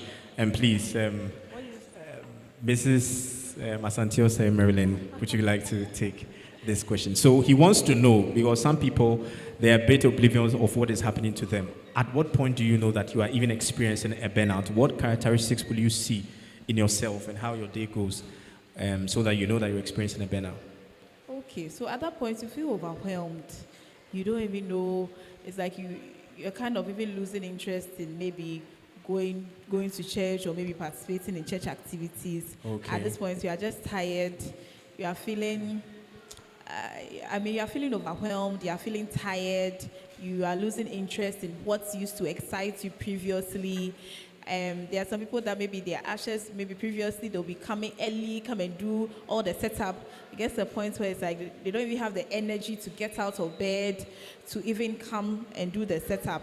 At that point, maybe you're in the choir. Initially, you were excited about going for rehearsals, but it's gotten to a point where you are tired. You don't even feel excited anymore. You don't even look forward to rehearsals anymore. At that point, you are feeling burned out. Yes. So you are feeling overwhelmed. You are losing interest in things that used to excite you previously. Sometimes it can even affect every aspect of your life, your studies, your lectures. It gets to a point you're not even looking forward to even going to class anymore. You are eager to end the class and just go and sleep or just go and while away time. At that point, you should know that you are burning out. Yes. All right, I hope your question is answered. Oh, thank you so much. Please, let's give it up for Marilyn Sandia for taking that question. Please, I'll take my next question. The gentleman in the black snapback cap. Okay, so the lady also raised her. Okay, so let's take the lady. Thank you. My name is Belinda Nakiobi. I'm a level 300 student reading nutrition and food science. Funny enough, my question is also about burnout. Okay. I think sometimes, personally, I know I am burnt out, but then the very thing that is burning me out is probably my academics or things that I want to pursue for my future. How do I pick myself up? Because I can't leave it behind or like put some of the burden down and say, oh, I'm taking what I can bear. I just want to bear everything. Are there practical ways to be able to pick up myself in spite of being burnt out? And second is on the one about cutting off your friends who are very bad influence. Sometimes they are not friends, like maybe the person is your roommate. You don't have control over. You can't just leave. Like, for instance, you are in the first semester. I have paid for a year of my hostel. I can't just leave and then go and find another place. How do I deal with a toxic roommate, for instance? Thank you. All right, thank you so much for asking the question. I think Mr. Kyokon will take the first one. How do you bring yourself up when you're experiencing a burnout, especially when the area in which the burnout is coming from is so important in your life? Mr. Kyokon, you take the first part of the first question. So I don't claim to know the answer and try and answer from something that would work for me. All right. And hopefully that experience share. So if it is my books that are wearing me out, then it's either I am not studying the way I am built to study, or I am doing too much. So I stopped studying in the night. I realized that I could maximize the day. Thankfully, in my school, prep wasn't by force. Sorry, which one is siesta? Okay, siesta. Not prep, sorry, siesta. Wasn't by force. Well, it was, but really, if you didn't do it, nobody would do anything. So rather than study late into the night, I would skip siesta, study, go for prep, and I'm done, right? And I continued into the university with that habit. I study during the day. I don't do late night studies. I sleep during the night. I wake up refreshed. So for me, if I were to switch to evening studying, I would be stressed because I just don't like it. So maybe the first thing I would do is just assess how I'm studying. I mean, of course, I'm holding certain factors constant, that you like what you are studying, you are putting in the efforts that ordinarily you should, and then you are feeling burned out. If you don't like what you are studying, then it's more than burnout. That's probably an emotional thing that you need to solve first. But assuming you like what you are studying, or you see the value in it, but maybe it's the mode of studying that is putting too much on you. Maybe if you study, let's say, typical anecdote, when we were in school, there were people who, they won't study exams, they cram. Somebody crammed 2 to 6, and then the exam was starting at 7:30. The guy was so sleepy, he slept in the exam room. What did he achieve? He failed the paper because he had been studying all night and ends up too tired to write what he had been studying. So you can check how you are studying. If it is too much you physically, because you are a body also, then you adapt. Do you need to break what you are studying into smaller chunks? If you sit too long, and I don't know, I think it's a common experience, there's only a limit as far as you can go. After that, it's a struggle. Let's say you are very fresh for 2 hours. Every other thing that comes is like you are struggling, right? Do I need to take a break? Do I need to do something else? Do I need to go for a walk? And you find a workaround. Practically, that is how I would go around it. I don't know if any of my colleagues has a different suggestion. All right. So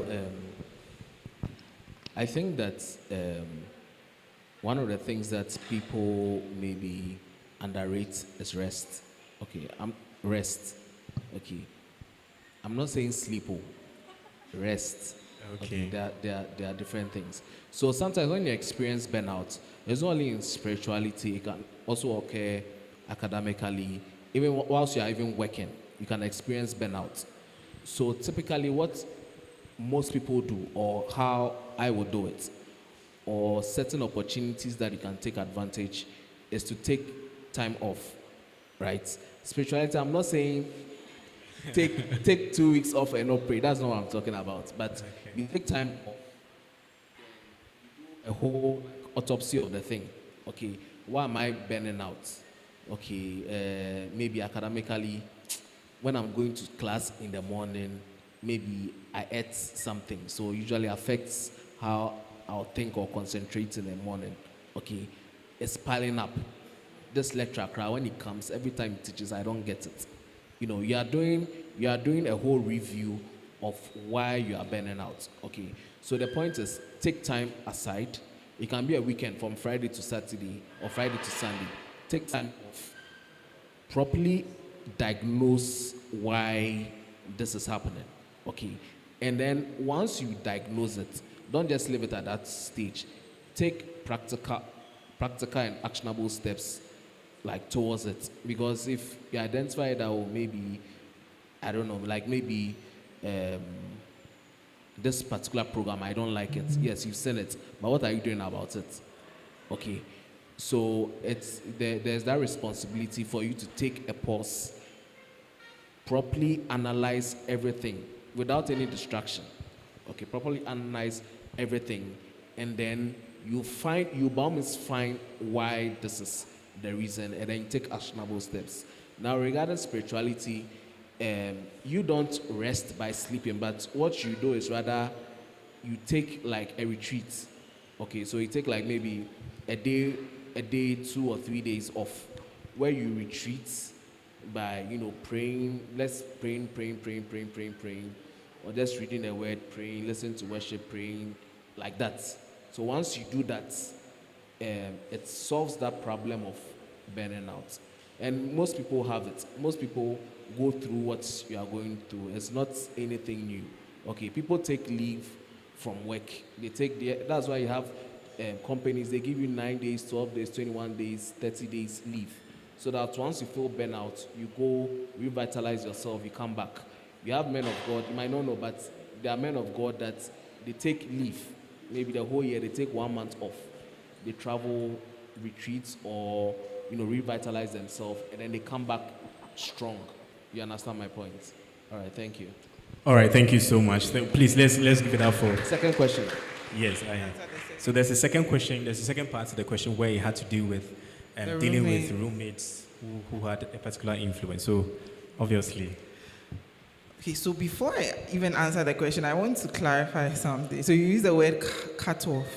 Sounds very harsh. I want to clarify something because when I was sharing my experience, I think I gave that impression. So the thing is, as Christians, we're also called to witness, all right, or to win others to Christ. So the first thing, or the first step in that whole relationship or situation was to try and win the person over that. Look, this is what I've encountered. Like, this is what... Like, I've encountered Jesus in a very special and a very unique way. I think I want you to also encounter that. In my situation, the person wasn't interested. I spent a lot of time trying to invite things, spend time talking to her, but she wasn't interested. And I signed a lease agreement, like a roommate's lease agreement. So I had to be a roommate for 1 year, and it was very interesting.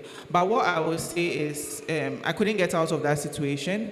But I had other friends. So instead of spending all my time, when it was an apartment, so they will have people over and stuff, I won't even be there in the first place. So I would spend time with my other friends or doing other things, like maybe I'll be in the library, I'll just come home to sleep and then go back.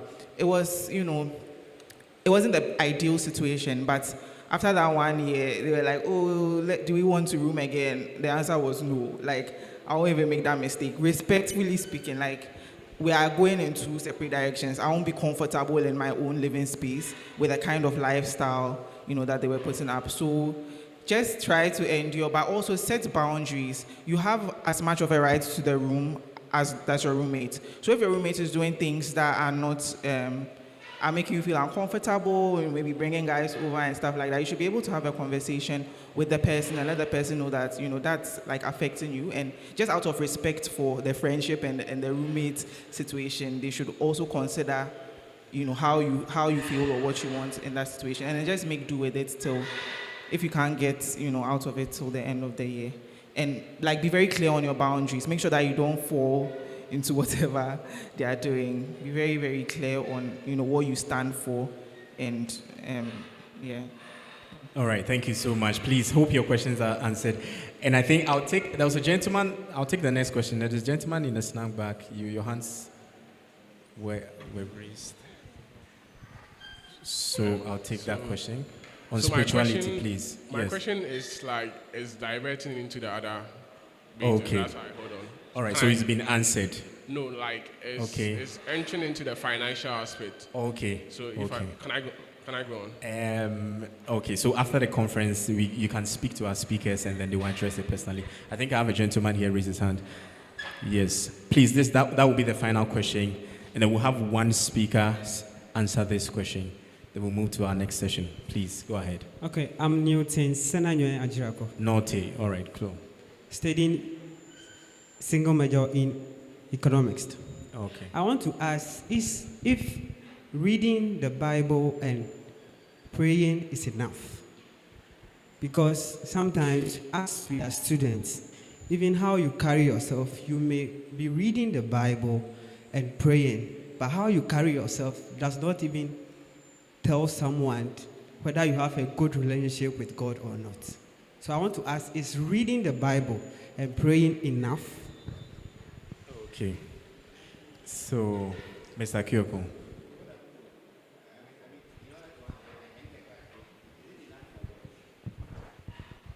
To build a good relationship with God or being spiritual, is reading the Bible and praying enough? Is reading the Bible and praying enough to build a good relationship with God? Yes, exactly. It is fundamental, but of course, you can add on. The scripture says that, and to these things add on, then it lists a number of things, right? But why we emphasize that is, and you've heard it, most people have said it, Christianity is a personal relationship with God, right? Nobody can be your personal Holy Spirit.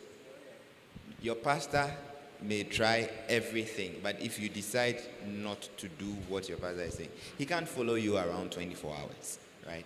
But that commitment to reading your Bible, praying, is you yourself coming before you, your God, and saying, you, my God, make me into what you want me to be, right? And if you are able to do that, then when you go to church or you go to a program, a worship program, a prayer program, then it is adding on to what you already are. You see, when Jesus gives the parable of the sower, he says, and this found good seed.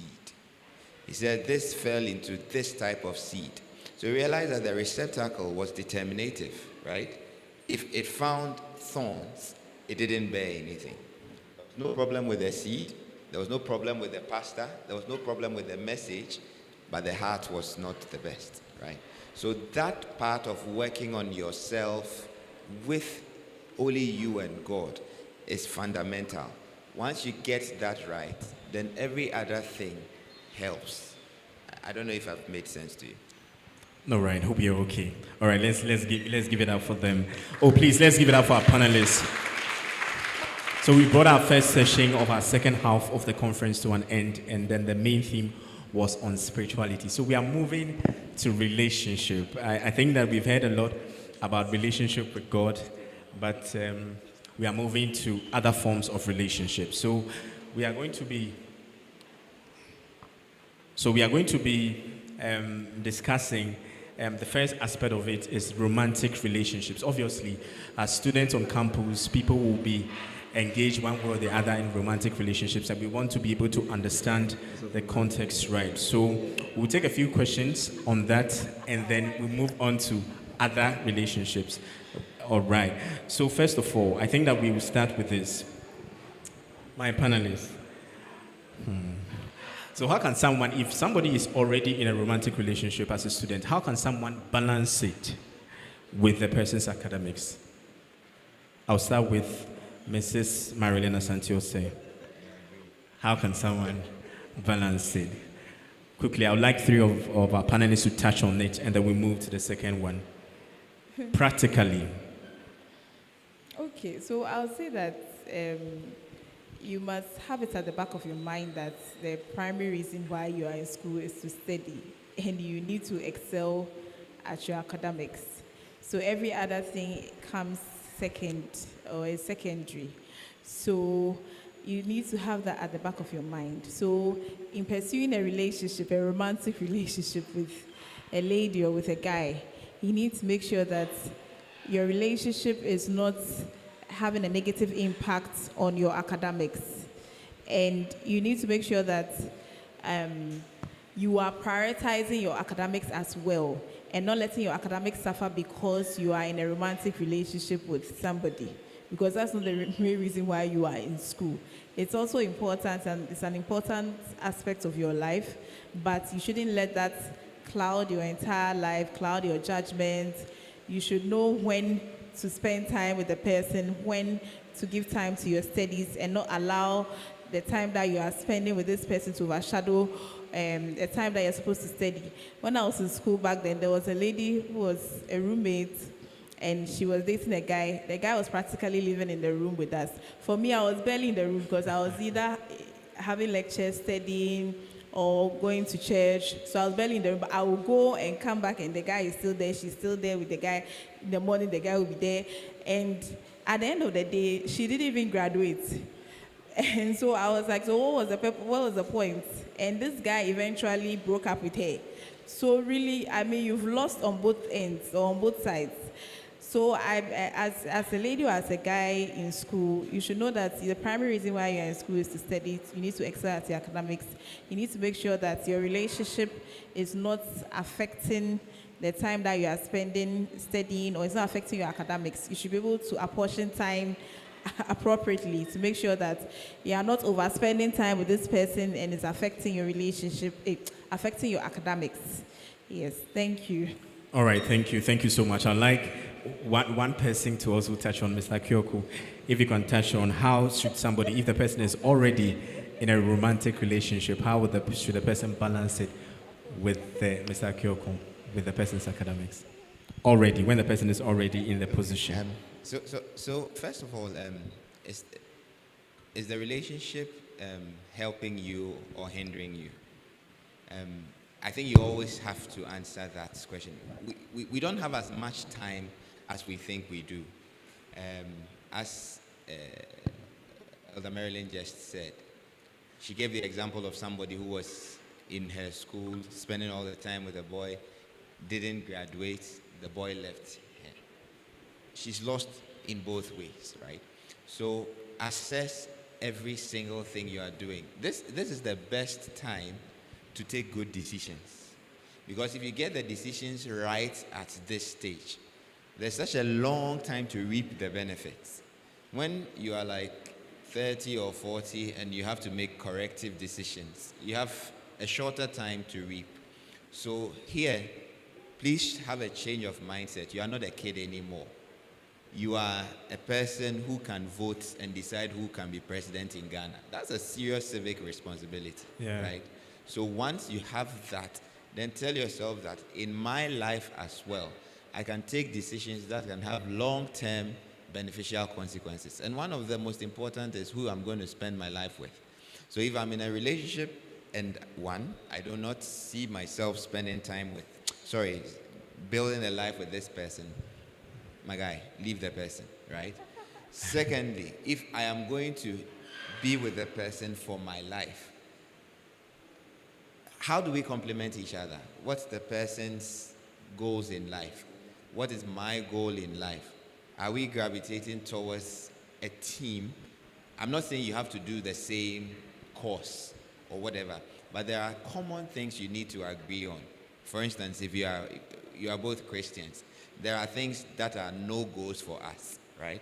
So if even at that level there's such a divergence of opinion, maybe that relationship also is not for you. So because we do not have as much time, and the benefits to getting a decision right at this age are so well, act as a mature person, right? You've got people who are ahead of you, as Elder Marilyn's very first point was.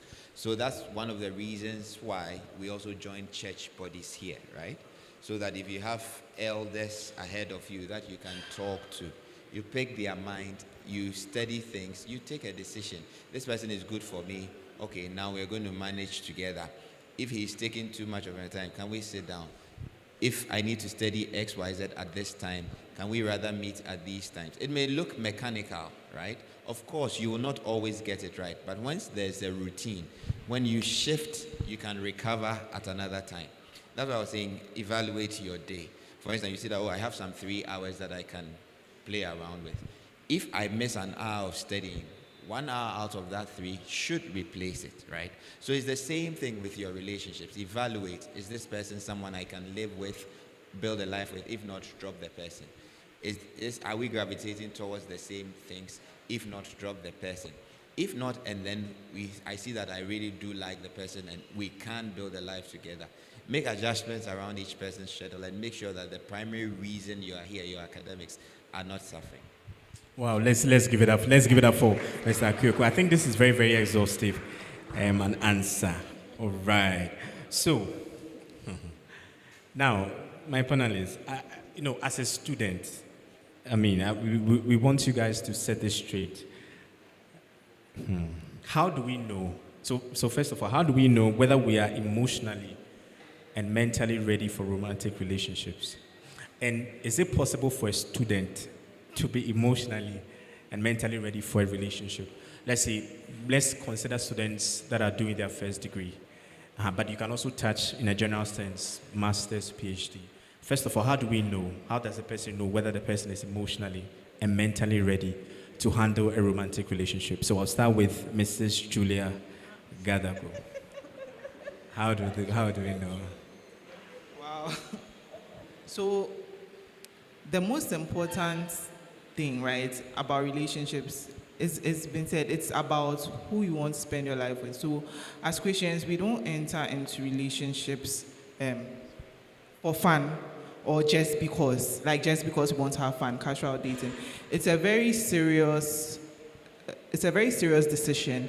It's a very important decision that you have to make, right? So how do you know you are ready? You need to look at yourself first. Like, first of all, where are you even standing in terms of your spirituality, your relationship with God? Like, where are you even standing? Are you like you yourself? Are you ready? Like, can you take on, assuming you are dating? So dating is for, like I said, marriage, right? So are you ready to walk that journey with someone? Like, are you mentally ready? Are you spiritually ready? Like, psychologically, are you prepared to take on the additional, journey or responsibility of being in a relationship with someone? How do you know if you are ready? Maybe you just broke up or you just came out of a relationship. Probably, have you healed from that? Have you healed from, like, past wounds? Okay, yeah. So you need to sit down and assess yourself. Like, you need to be very honest with yourself. It's a very tricky or dicey one. Maybe one of the panelists can. All right. So maybe Elder Benaya will touch on it. How does a person know whether the person is emotionally and mentally ready for a romantic relationship? Sometimes students just go in because of the fuss, the feeling, the whole thing. They don't even consider whether there's something mental and emotional about it. So for students who are in relationships or who are endeavoring to enter relationships, how would the person know whether the person is mentally and emotionally ready? How will you know? Okay, thank you very much. So this is quite a tricky question. because you know, the point is that sometimes when it comes to relationship, you know, you can have senior colleagues telling you that, oh, wait, don't enter. But the point is that once they hear this, after 2 weeks, they just go to factory reset. They forget about that. Because the point is, the guy is seeing the girl is nice. Charlie, he has to move and say something. Else you feel like, oh, someone will go and take the girl. You know, and as guys, Charlie is like, he's seen it, he has to enter into that relationship with the lady. Okay. Now, if someone is to tell you that maybe 90 to 95% of, don't come for me for this, maybe 90 to 95% of the times, the people you are in relationship with on campus might not end up in marriage. You know, you might not understand or might not agree, or might even say, oh, as for me, mine is different. It might not be different like that. Okay. I don't know whether all the panelists can relate, whether when they were on campus, whether they were dating, and whether those who were dating ended up in marriage. I don't know. You know, I don't know for the baby, they might answer that, but sometimes it might not lead to marriage. Now, the thing is that the lady that is coming to your life, is she coming to compete or complete? If you need a person, if the person is coming to compete with certain core values, certain core decisions, certain core things, then you know from the word go that you are not ready. I mean, if you as a person, you are not complete, and you need that person to, you know, complete you in the sense that you just need to fill that gaping wound, or just that peer pressure by going out with a person on campus, a lady on campus, it clearly shows that you are not ready. You know, you are just being moved by youthful exuberance. You are not ready for a relationship like that. And also, you should ask yourself, would you marry that person? Do you see yourself really, really marrying that person? Don't be in a hurry to answer that question, because most guys, when you're on campus, you know, when love fills their mind like that, they'll tell you confidently that, oh, hey, I could marry the girl. You know, all that, you know, you are talking from, you know, love, or you're not seeing clearly. Okay. So, yeah, as I said, you should audit yourself and ask yourself that, is this person coming to compete with something or complete? I mean, yes, thank you. So, yeah, just to also, thank you, Benaya, like, as you were speaking, just to emphasize on that bit, when God created the first man, Adam, right, before he brought Eve, Adam was in the presence of God, so Adam knew God. And then Adam was given some responsibilities to care, so he had to name all the animals, take care of the animals, so Adam was doing something. Adam had a purpose, right? The point I'm trying to make is, marriage is for purpose and for destiny. It's not just for like fun and games. And relationship is not just for fun and games. So before you even enter into a relationship with someone, you need to understand, like, you yourself, what's your purpose? Okay, what has God called you to do? As the person that is coming into your life, do they even know their purpose, or are they on the path of discovering their purpose? Do they even know that marriage is for purpose? Like, do they even know that marriage is for God? Or like, do they even understand certain basic things? Once you are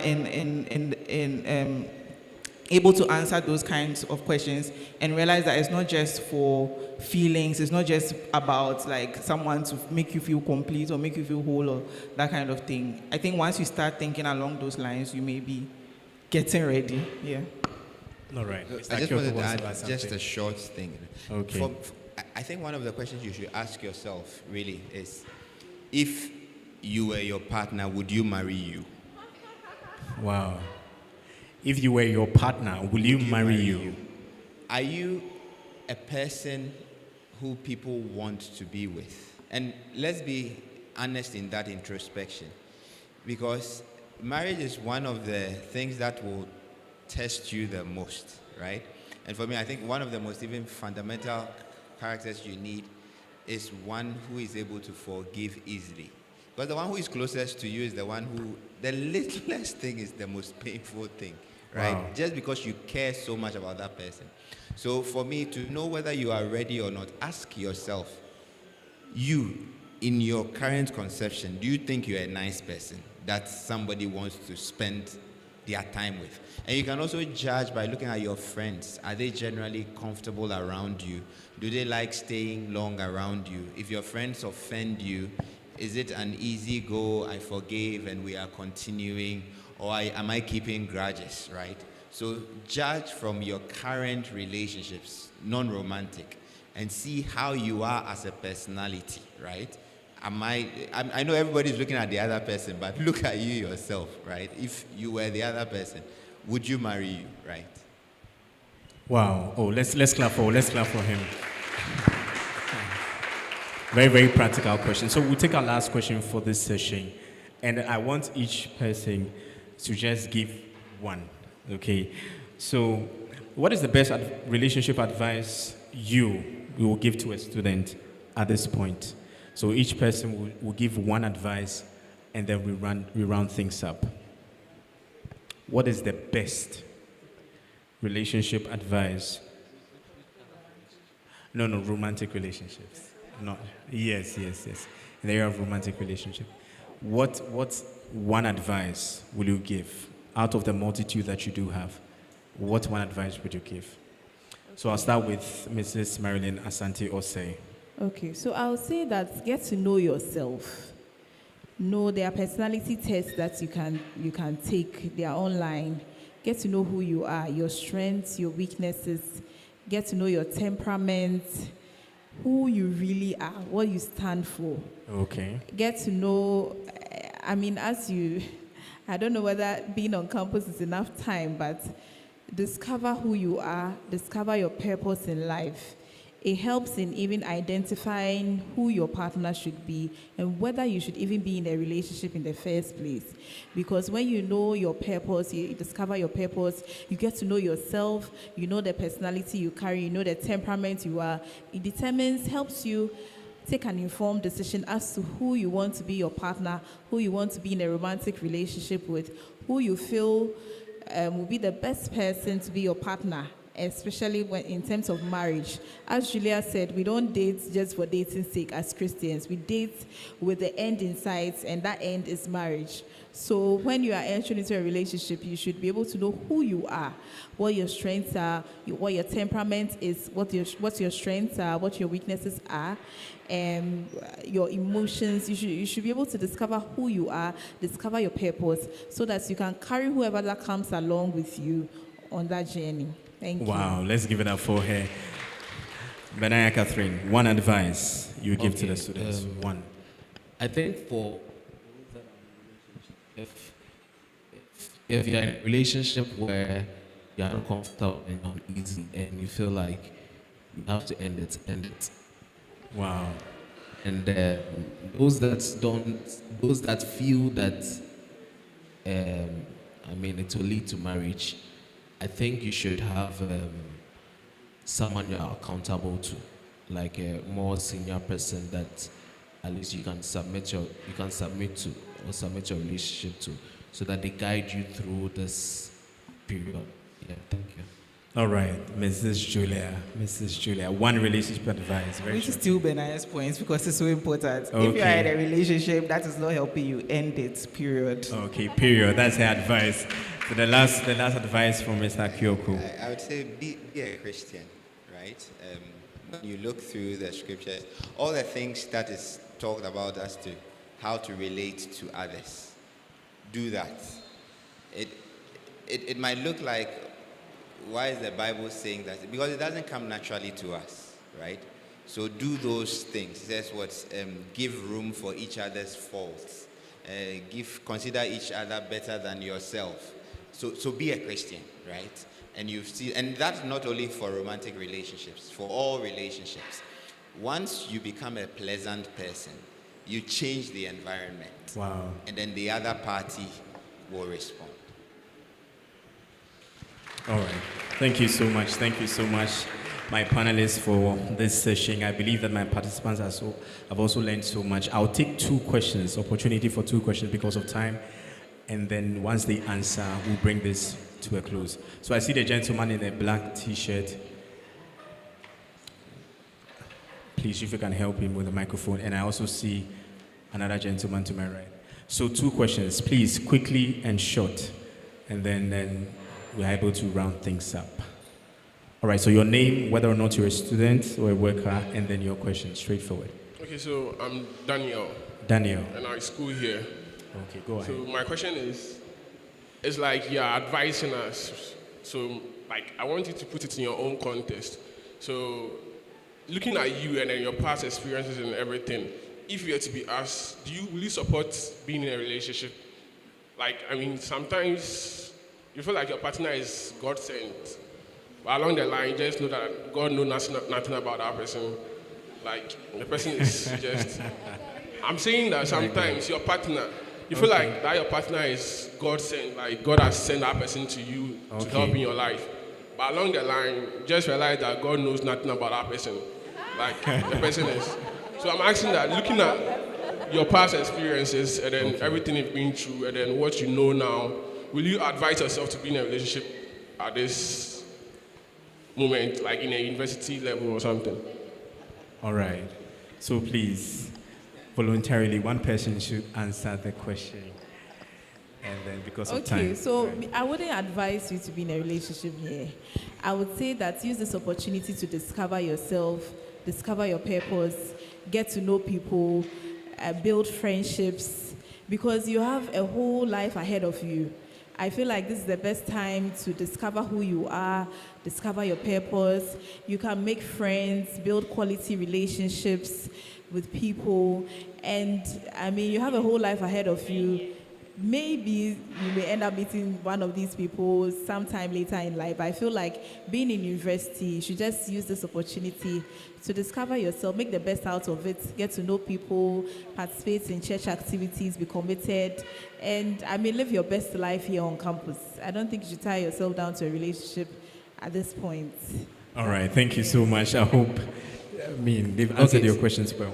Okay, Benaya will want to touch up. I mean, your question is very serious. Looking at my past life, I can't use my past life. It's very difficult. It's very difficult because looking at my past life, now I would say, it's difficult for me to say that I shouldn't have. It's very difficult because everybody's different, everybody's unique. But I think generally, I would have told my younger self that maybe I should have been careful and then maybe maintain a level of relationship such that once I come out of school and reality hits, in a way I know where to drive my car quickly.